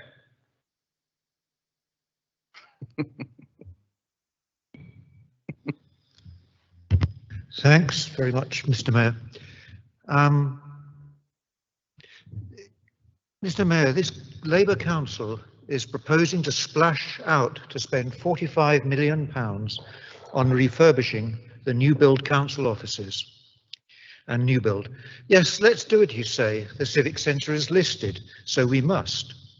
But adding under your breath, please ignore the fact that we deliberately let this building deteriorate for 2 decades, so we couldn't sell it. Cost increases. Last year, material costs reached a 40-year high with an annual rate of increase of 10%. If those trends continue, your 45 million will be 60 million by the end of the project, and that doesn't take account of unexpected costs, which can be huge. Even Carrie Johnson would be blinking. Of course, the council has a bottomless purse thanks to the long-suffering public, and like a man very much in the news currently, has a level of pride that means stopping and changing course is almost unthinkable. Yet many of our long-suffering residents are only just above the breadline. We haven't even sorted out what went wrong with Alexandra House. That's 12 million, not including refurbishing. Nor why the council purchased a controversial shed in Enfield that sat empty, but costing money ever since. That's 6 million. Anyone remember Chicken Town? 700k for a burger bar. And what on earth happened with 141 Station Road and its inexplicable decision-making? These past examples underline just how flawed this administration's choices can be. What we can be certain about is that a rebuilt Civic Center and new build extension will be an inflexible and in the long term costly approach. We need flexible office space, not a listed building designed for another age. A gleaming refurbished building with lovely new offices attached is a vanity project and bauble. For councillors involved, this seeking of an illusory dome-like place in Haringey's history should be resisted. This project must be paused for review and reconsideration of our longer-term needs and options. Thank you. Thank you, Councillor Hare. I was 11 when you were first elected, so if that is your last speech in this chamber as you're standing down, thank you for your service to our community. Councillor Bull, you could have given Bob a round of applause there. I mean, he's done 20 years deserves a clap, I think. Thank you. No, not you. Yeah. Hare. I was going to. I just got a couple of observations to make, but I have to say it's a bit of a pity that the personalisation of politics that exists in the Haringey Labour Group couldn't find itself to applaud Councillor Ajay's 2-year stewardship of finance, because I've worked with Councillor Ajay for over 20 years, and what he doesn't know about finance isn't worth knowing. So it was a great shame that some of the speakers couldn't recognise that, and I'd hope the Cabinet member would reflect on that. Can I draw colleagues' attention to page 332 and 333 and ask whether any thought has been given to the 1.3 million that we're getting back from the North London Waste Levy, and whether that can be passed on to Councillor Chandwani to invest into driving up recycling and also enforcement, and also marking my previous disclosure of interest, I really urge the Cabinet Member for Finance and the Cabinet Member for Housing Services, and the Director of Finance will know about this. I know of an instance in my ward in the last 5 years when a fault by Helms for Haringey meant that major work section 20 notices cost the housing revenue account at least another 144,000 because they didn't issue the section 20 notice properly. I have given previous notice to the monitoring officer that I'm talking in the general. I'm not referring to any particular estate, so that needs to be looked at. I listened to what the leader said about the W3, with the exception of when it terminates and sits outside my kitchen window in Compton Crescent. I'm a big fan of the W3, and I think we should work tirelessly to make sure that we support that route. On the opposition amendments, I'm going to start with amendment number 5. I was quite pleased to see that we don't usually see the old guff from the Liberal Democrats about the communications budget and Haringey people, and they seem to think that that was the 1% income tax rise that they used to bang on about in the House of Commons. So I won't be supporting number 5. It's a pity that Councillor Connor's not here because she'll know as the chair of the North Central London Health Committee. Unfortunately, the Haringey Civic Centre is an embarrassment across the 5 boroughs. You look at Barnet, you look at Enfield, you look at Camden, you look at Islington. Our civic centre is desperate for investment. We can have all the snide remarks under the sun about how we wanted to sell it. It's a listed building, so it needs to be sorted. On amendment number 1, I do have some sympathy, and I'm minded to support amendment number 1, but I can't support something that reduces corporate governance spending. I can see the cabinet member for, I can't remember what Councillor Davis's responsibilities are, but anything that addresses the failure of this council to have a proper use of consultants policy has got to be looked at. In terms of number 2, Councillor Armott will know that one of her predecessors, when they were leader, probably accrued from various sources about 110,000 to be leader of Haringey Council. Unless there is a proper review of the SRA scheme in Haringey that doesn't reflect on those councillors who can either get flexible working or are retired, I will not be supporting anything that cuts back on the personal assistance support that the leader and the cabinet get, because in my own personal experience, they work bloody hard, and I wouldn't be supporting cuts of that. And this is my last point. It's a great pity that some of my colleagues who sat on the back benches and mouthed off about the need of a procurement committee, who are now in the cabinet, don't seem to be pushing the need for a procurement committee. That's what we need in this council. One of the previous leaders brought in an organisation called Shared Intelligence that drove a coach and horses through a lot of what we do as an authority, had this stupid idea about overview and scrutiny being made up of area forum chairs, which was a complete nonsense. And in that, the procurement committee was scrapped. We should bring back the procurement committee and not have 3 minutes cabinet. Thank you very much. Seconds. Thank you, Mr. Mayor. And I would just say the B word you used, according to my future mother-in-law, is a swear word. So we will maintain temperate language. I do apologise. Thank you. I do apologise. We'll maintain temperate language in this meeting. Councillor Blake. Barbara. Thank you, Mr. Mayor. Well, I've listened to this debate, and can't we just guarantee that the Liberal Democrats are in cloud cuckoo land yet again? This charter here is, when you look at it, it's a charter for outsourcing, it's a charter for redundancies, and it's a charter for cutting terms and conditions of the staff. When you dig down into these figures, that's what this is about. Now, I do agree with what some of the Liberal Democrats were saying about youth, but not one of them mentions the 2.6 billion funding gap that councils have had to cope with in children's services, and that we have had to overspend, the same as all councils, to protect the very vulnerable. And of course, that has meant that we've had to be forced to scale back on youth. So I commend Councillor Diakides and I commend Councillor Brabazon on the budget that they are delivering today, because this is about protecting the vulnerable in Haringey, and it's about recognising that. And I have heard nothing from the other side, from the Liberal Democrats, that recognises the damage that they did, that their party did when they were in government. And Amendment 4, this setting up a voluntary contribution. Let's hope that that does not go the same way as Ed Davies' National Listening Project, because that sank without a stone. And one thing that the Liberal Democrats are not good, which is why it sank, is they're not good at listening to voters. So I want to say, Mr. Mayor, in concluding my speech, that I thank our leader, Councillor Ahmed, because she has set out plans for growth in this borough. She has set out plans to cut poverty, and I commend her for that. And that's what we're about on this side of the room. Thank you, Mr. Mayor. Thank you, Councillor Blake. Councillor Palmer.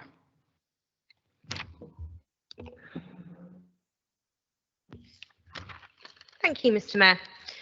So over the last 2 years, our children and young people have suffered terribly and often silently during the pandemic. Their education's been lost, vital opportunities for socialisation skills have been missed, mental health and physical health impacted. The simple joy of being a child taken away from them. And I've spoken really candidly about my own experience of watching my little boy struggle during lockdown, seeing the change in him and the additional support that he needed from us at home. Now, knowing all of this, you'd think everyone would agree that investing in our children would be a key priority. And yet in Rishi Sunak's budget and spending review, his speech contained just over 100 words on schools and 800 on alcohol duties. In that budget, schools were given an additional 1.8 billion to help them, bringing the total invested to around 4.9 billion. Sounds like a lot, but it's actually just a drop in the ocean compared to the £14 billion investment that education experts believe is needed, especially when Mr. Sunak has also been accused of simply writing off £4.3 billion worth of fraud claimed through COVID business loans. Imagine investing 4.3 billion in our children and what we could have achieved. And what about the support for SEND children? So there's an additional 2.6 billion promised to invest in thousands of school places. But sadly, building new schools or buying new equipment doesn't provide education for SEND children. As Councillor Brabazon states, it's about employing teachers and support staff and paying their wages. But that 2.6 billion also doesn't address the basics that local authorities are still failing to deliver, such as early diagnosis for things like autism, speech and language therapy, and support for quality EHCPs. That's what our parents want us to invest in. So for anyone at home thinking about voting Tory, please don't. They simply do not care about our children. Now, we know how big the attainment gap is for our kids here in Haringey pre-pandemic. I know from my work with lots of you on scrutiny that you care passionately about children. You know I do too. And so we've had lots of scrutiny sessions looking at SEND, looking at poverty, and we've got clear recommendations on those in terms of the areas that we need to prioritise. And yet, Councillor Brabazon, I don't think your budget is ambitious enough in addressing those. Now, it's really easy to shout austerity. And as much as I'm sure you all want to change the way the last Labour government left this country's finances, I also don't agree with many of the decisions made by the coalition. But I'd much rather focus on the here and now. When we were elected in 2018, we were elected knowing that there were budgetary and financial challenges. And for me, I wanted to be elected to make changes. I'm not sure that you did. It sounds very much like you've spent the last 4 years moaning about the past rather than thinking about what we need to change now. Now, as the parent of a primary age child, if you ask me what I would rather you invest in, £54 million on a civic centre, £120,000 a year in a magazine no one reads, or additional investment in our children, I know where I would rather that money go. So what I'm asking for, and Councillor Brabazon, no, I don't need to lecture you. We both agree. We both want to invest in our children. So I'm simply asking you to support this amendment to the budget, invest more in our children to ensure we give every single one of them the bright future that they deserve. Thank you.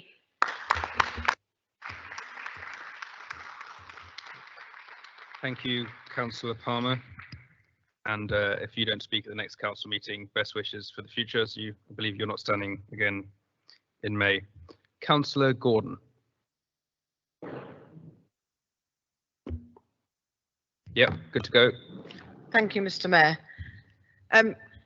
I just wanted to start my remarks by commenting really on some of the comments that have come from the Lib Dem opposition.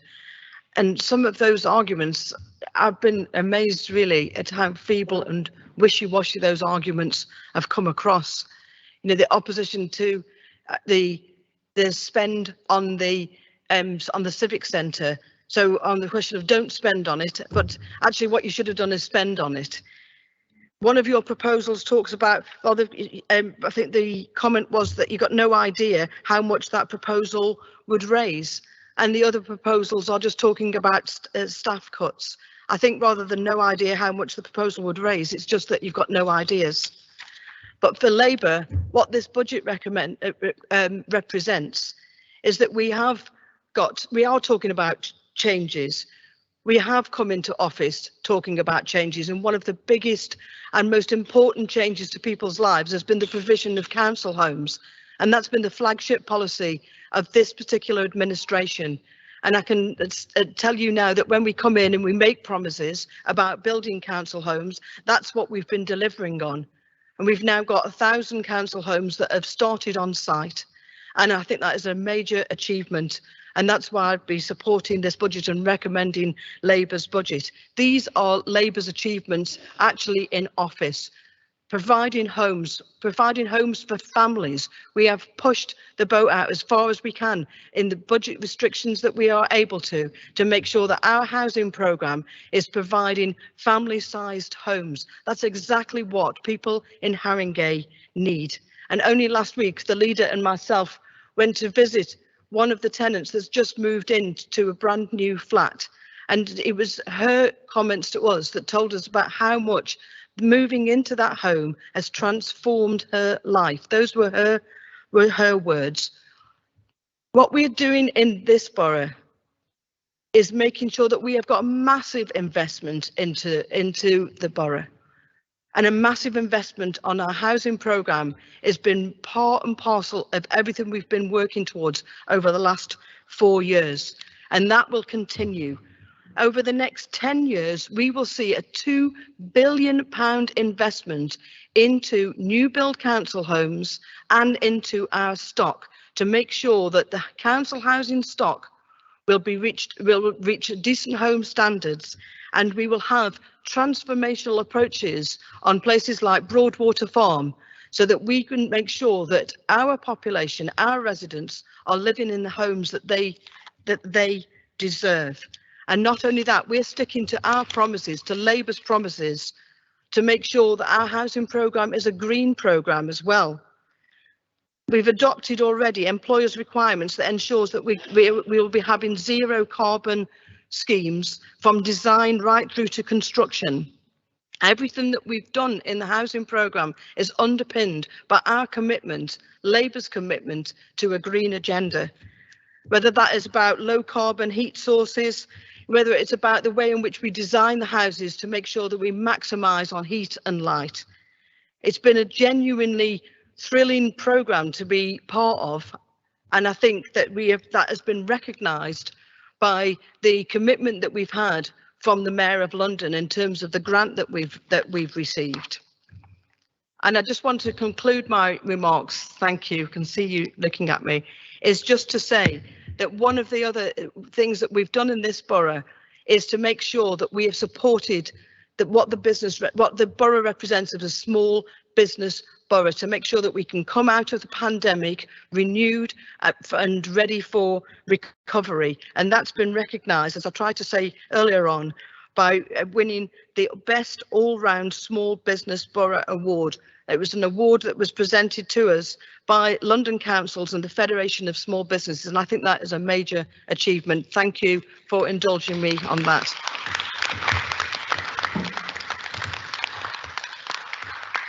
Thank you, Councillor. I wasn't just looking, I was listening very intently indeed. And Councillor Shino, I should have wished you best wishes too. I believe you're, well, they're not listening to me at the moment, but I believe you're not standing this election, so thank you for your service to the community too. Pardon? I think everybody else is. That's why I've done that, Josh. Yeah, thanks. Yeah, well, yeah, I was just trying to be nice and pleasant, but whatever. Kind, gentler politics and all that. Last but not least, Councillor Williams.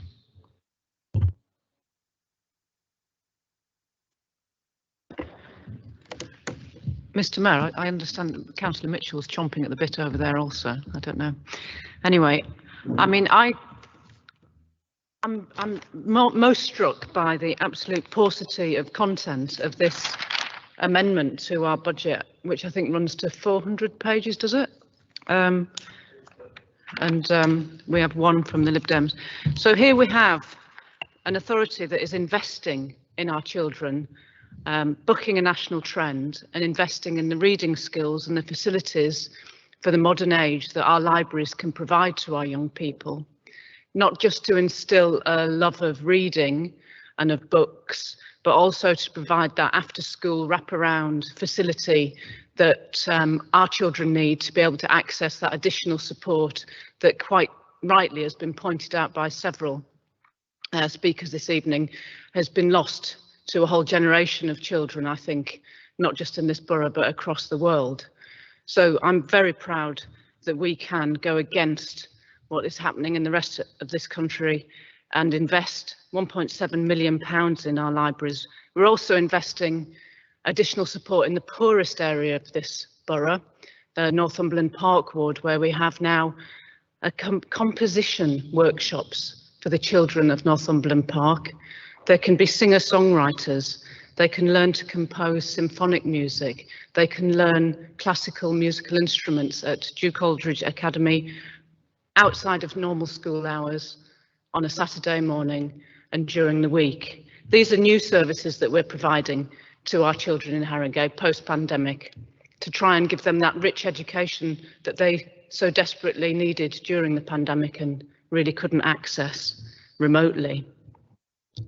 Now, this Civic Center, that you think this is the biggest attack line against this authority is frankly laughable.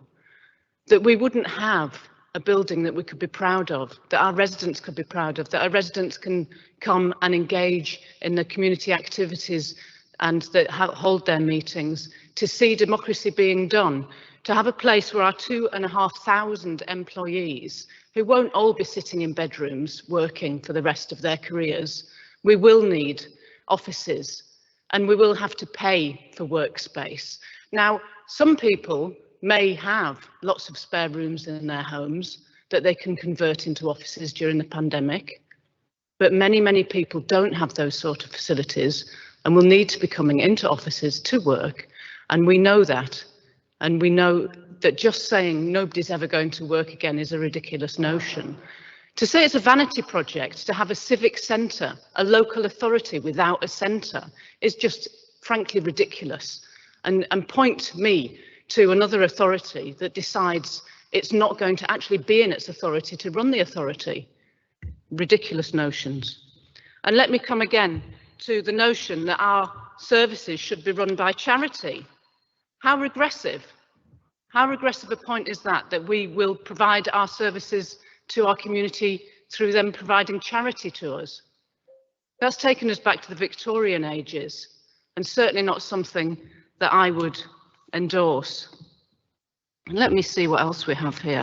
Oh yes, we want to you want to increase scrutiny of all our decision makings while cutting corporate governance. And at the same time, you would like to cut our staff, and you think it's appropriate to turn up to a full council meeting of this authority and say that we should be cutting staff who are sitting in that meeting. Is probably the most reprehensible thing I've seen at one of these council meetings. So I shall be voting against Amendment 1, against Amendment 2, against Amendment 3, against Amendment 4 and against Amendment 5, and I'll be proud to do so.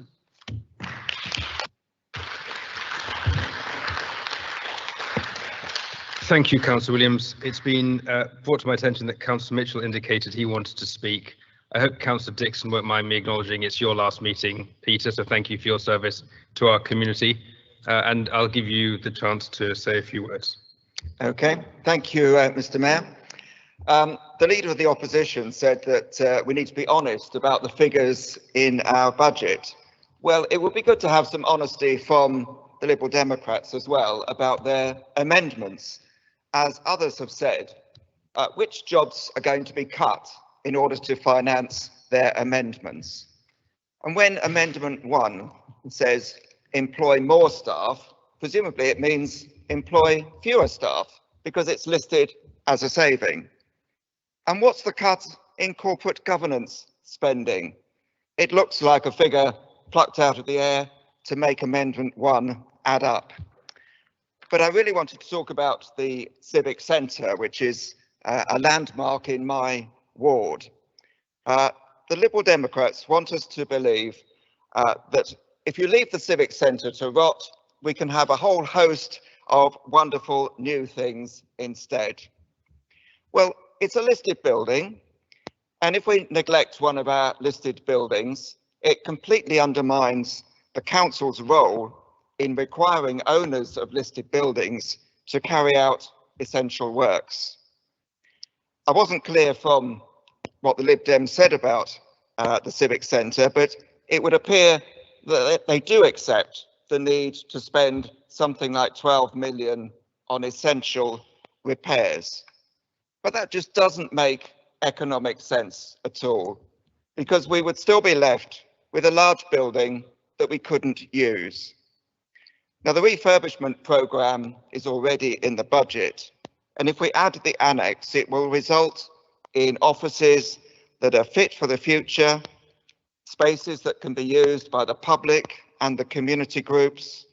It will promote accessibility to our buildings. It will be more energy efficient, lower running costs. It will support our climate action plan. And having the civic functions and our staff together will result in a more efficient organisation with departments and partners better able to collaborate. And the plans do take into account new ways of working, hybrid working. Councillor Emery said 99% of residents never enter the Civic Centre. Well, we want to change that. There will be flexible spaces in the building. We want to encourage the public and community groups to use that building. And the finance case was very clearly set out in the papers that went to the January Cabinet. And income can be generated through the existing offices elsewhere in Wood Green. So building the annex results in lower revenue costs than alternatives. And it will be self-financing as it's set out in the papers on page 414. So the sums, particularly on Amendment 5, just don't add up. The other item that's thrown in there is building control, which is a very successful service, but expecting it to generate such sums is completely unrealistic. So let's be clear, there are not the easy options which the Lib Dems try and pretend in these amendments. So let's vote them down and stick with Labour's budget for the future. Thank you.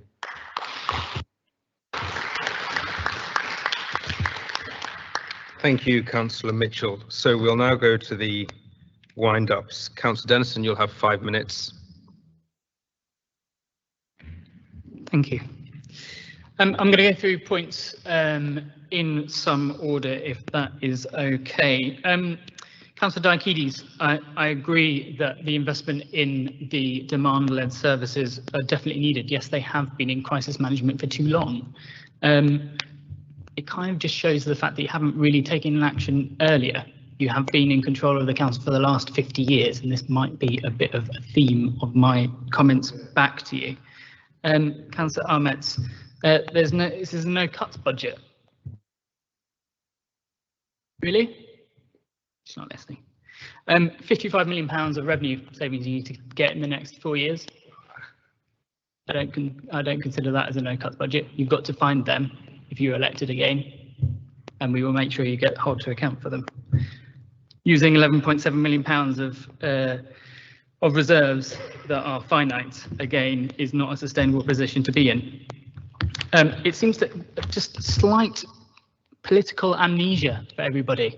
Like, you've just become in charge of this borough. A lot of you have been in charge of this borough for a long time. You can't just explain that away and just say, oh, we've only just been in charge. You need to make sure that you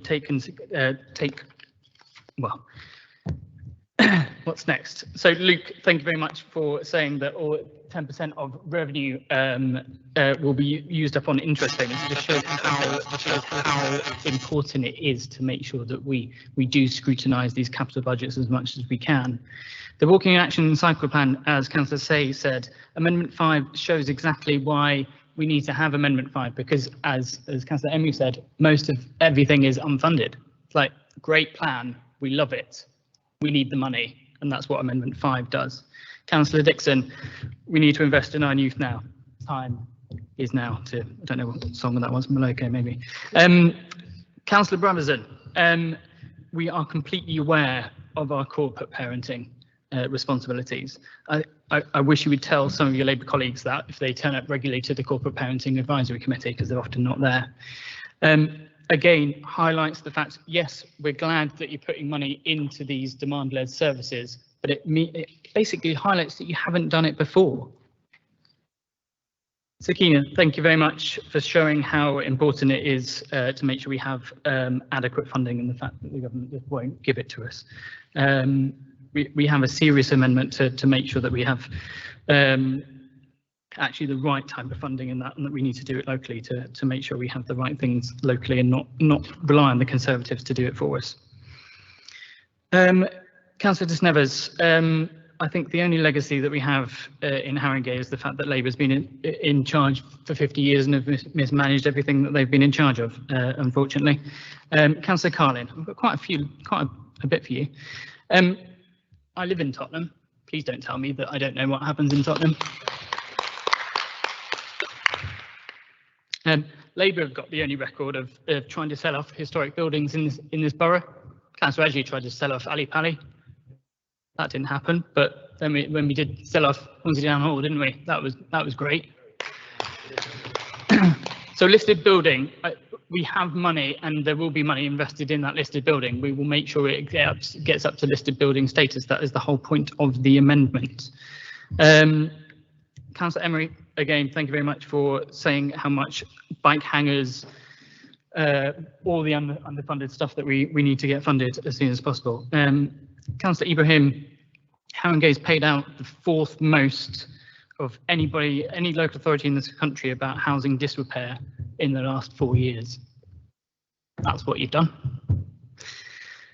Councillor Hare, litany of concerns over the capital projects, as we know. Councillor Bake, why don't you want to support an amendment that basically provides us with an opportunity to raise more funds? And I just don't know why, however much, I don't know, it might seem strange that somebody might want to give us some money. And yes, I understand that lots of people in Tottenham and elsewhere in the borough do lots of voluntary work, but why wouldn't you give opportunity for somebody else to do something different? If they want to give us some money, why wouldn't we give them the opportunity to do it? Councillor Gordon, Water Farm investment, again, underfunded for years. That's why it's in the mess that it is at the moment. Right, it's falling down. We've been in charge for the borough for 50 years. You cannot explain that away. Councillor Williams, we will have a civic centre. We will continue to have a civic centre. Also, Councillor Mitchell, this is a point for yours as well. Our amendments specifically look at the corporate machine rather than people. Our amendments are not having staff reductions in those. It's the non-employee staff. Can I just, sorry, we're now at 5 minutes 30. Can I have this? So I was just going to say, and I don't want to get on the wrong side of Councillor Dixon again, but I know this is your last speech. So, pardon? Oh, sorry, I assumed you're standing down. Someone told me. Sorry, I take that back. Right. Well, on that basis, then you can sit down and finish because it's now 5 minutes 45. Sorry, I'll make no, one more sorry, point. Excuse me. Resume your seat. We're done now. Then on that basis, it hadn't been that sassy, I would let you finish. Councillor Diakides. Yes. Sometimes less is more. Thank you, Chair. Just as I said at the beginning, it's inevitable we'll have some point scoring and trying to create some headlines and throw things around.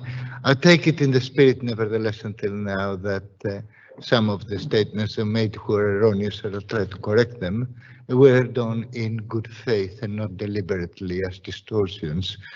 I let me address a couple of general issues about the general budget that they were made through before I go into the amendments. Can I say it's not true that there are cuts? There won't be cuts.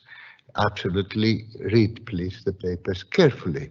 Secondly, it's not true that we raided balances.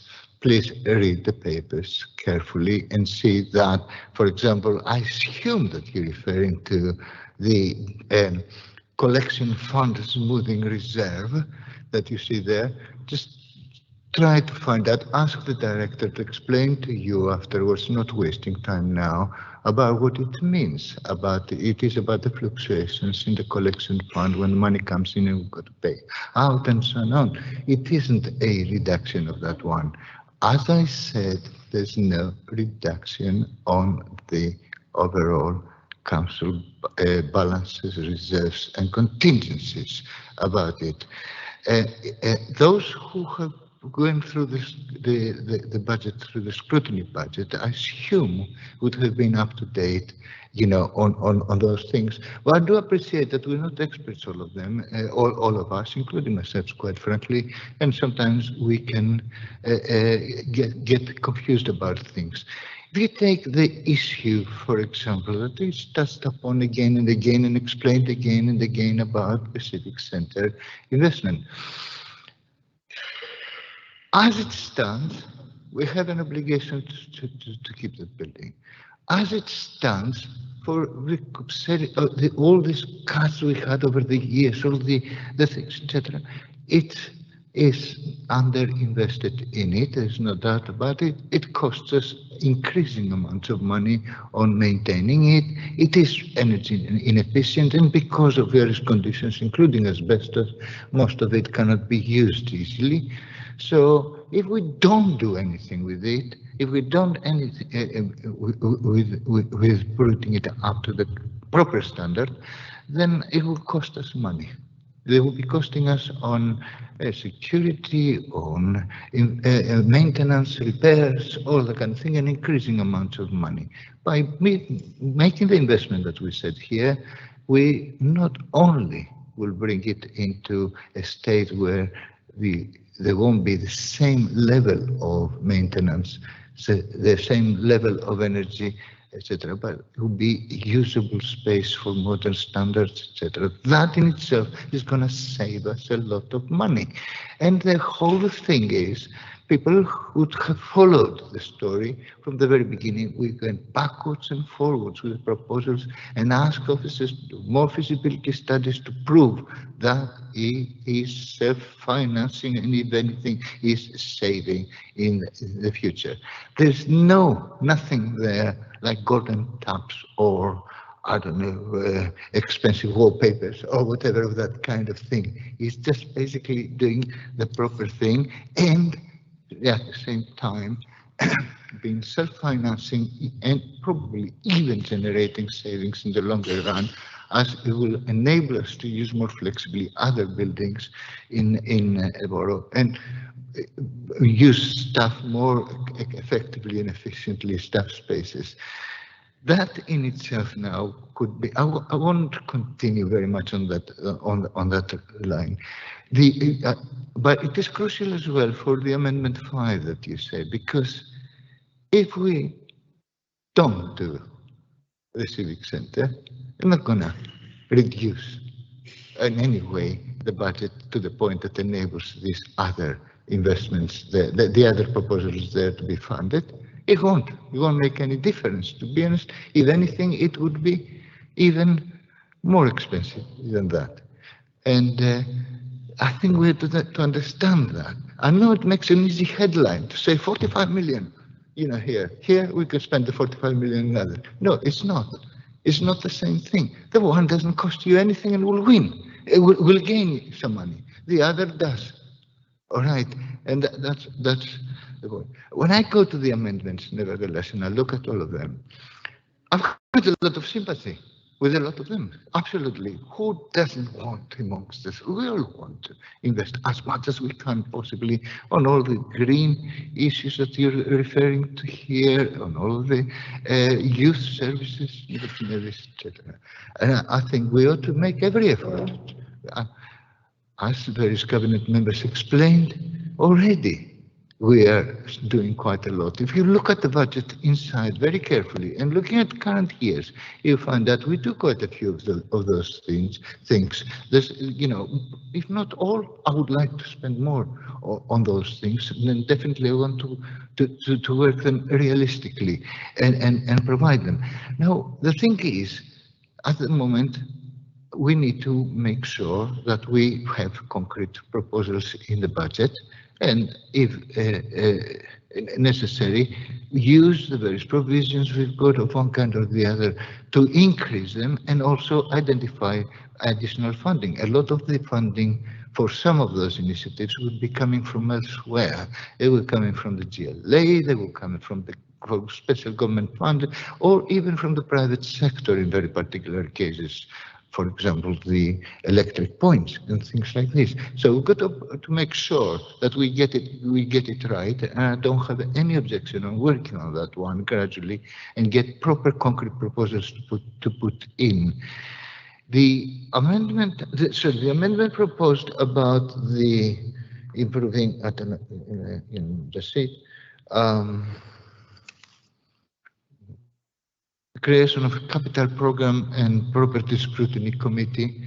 Yes, we agree quite a lot that over the years, all these kind of things, not in this authority everywhere. Please read the last private eye, if you want to, on the Rotten Boroughs about a Lib Dem authority, about the problems that it's got there. You know, it's quite serious, actually. And I'm not saying that to score any point, to say basically, yes, local government in general has suffered a lot and we've got to do things and we probably should have been doing more and probably we should. But we've got agreed for a process at the moment, an independent inquiry in parallel with the reviews that we have started. Now, we might come with a specific proposal after it's been done properly and make sure it's consistent with the independent inquiry and so on. So I don't disagree with the spirit of it. I want more openness. I think it's absolutely right publicly, but let's do it properly as we go through the process and not covering up. That doesn't, not delaying anything, but just doing it properly is the key issue. Similarly, with the issue about the whether the voluntary contributions, etc. Yes, we've got already obviously hiring aid giving, and even today I was discussing with the officers about one of the government programs about the £150 you might have heard there. Some people might not, for the energy conservation or for the energy costs. That the government is offering, whether some people won't want to use that to save the council tax, will encourage them to apply for it in any case and make a donation to Harigi Giving or to the other thing. People said, but let's face it, it's not going to make a dent on the budget, is it? You know, by any stretch of imagination. But it would be a good move. I don't have any problem with that one. So we take all those things together. I have a lot of sympathy. I want us to work together on that one. I promise that I personally, as long as I'm here, will try. I will, the kind of thing. But I'm really... Sorry, sorry, just 1 second. Just Chief Whip, we're about to move to a vote any minute. So if you're going to leave the room... I'm sad to say that I won't support them, but I support in spirit quite a lot of this stuff. But as I say, for the practicalities at this moment in time, we can't find now the extra resources that will be recommended there, but we could really factor it in and do most of the things if it's proved that it is concrete proposals that we can fund.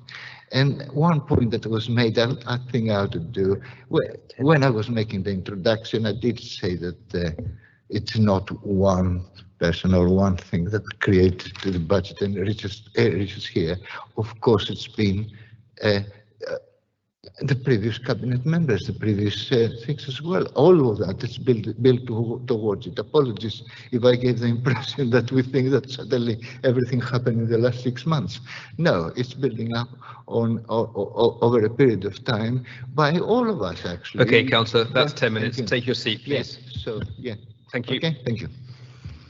Right. Mr. Mayor, could I just make a point of order, just a clarification on something the cabinet member says during his speech? What's the point of order? The point of order is just, well, it's whether the factual information that is in front of us that we're about to vote on, and the fact that he's saying that we're not using reserves, whereas in the papers it definitely says that we are. And I just want that to be on record to say that we are definitely using reserves for the previous year and in this year, and it's projected for next year. That is factually incorrect. That we are not using reserves. Thanks. Cabinet member, do you want to provide a clarification? Yeah.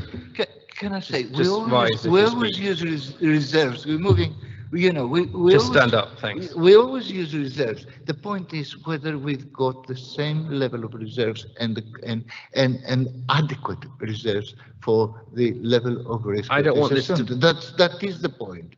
Yeah, that we move from one reserve to the other, or we're using something else, we change the reserves. That happens all the time.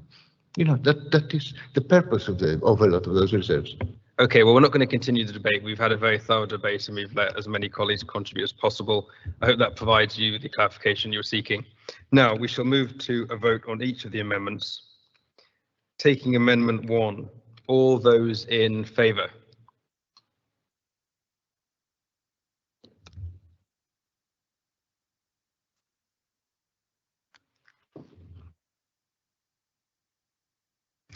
All those against? Councillor Poku, up please so we can see. Thank you. 1, 2. Senate, how are you voting? It's a really big room. I'm not being funny. We can't see unless people put their hands up. 1. No, I said Councillor Stennett. 4. Thank you for your wave. I've just lost count, Councillor. I'm in. 1, 2, 3, 5. Distracted me. 5, 6, 7.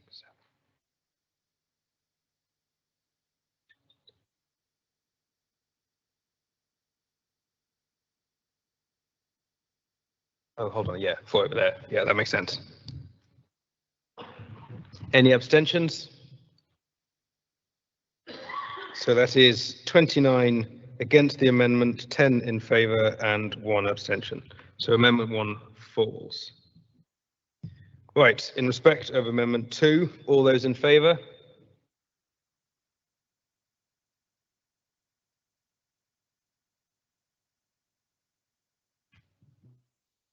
I suspect this will be relatively formulaic. All those against?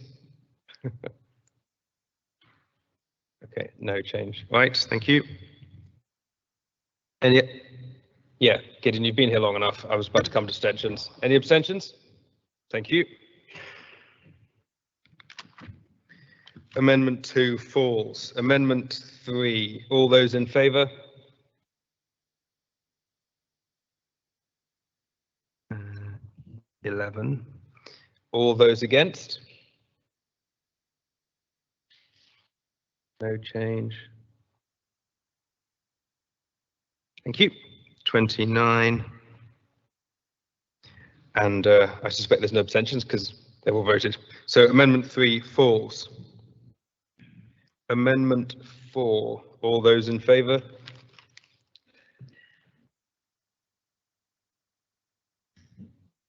All those against?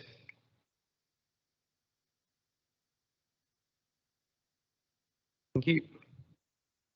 29. So no abstentions. Any abstentions? Nope. Amendment 5, all those in... Oh, sorry. Amendment 4 has fallen. Amendment 5, all those in favour? 10. It's actually surprisingly difficult looking at a big room like this. All those against?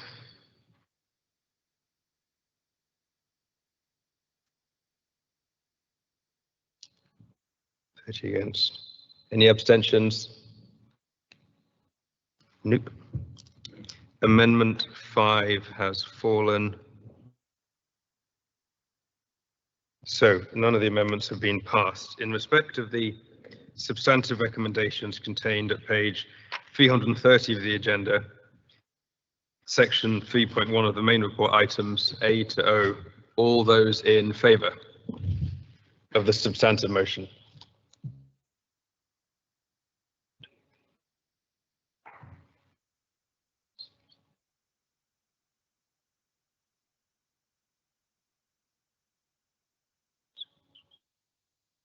Yeah, got 30. All those against? 10. No abstentions. Fine. So the recommendations are agreed, and that concludes at 21:51 tonight's meeting. Thank you very much indeed.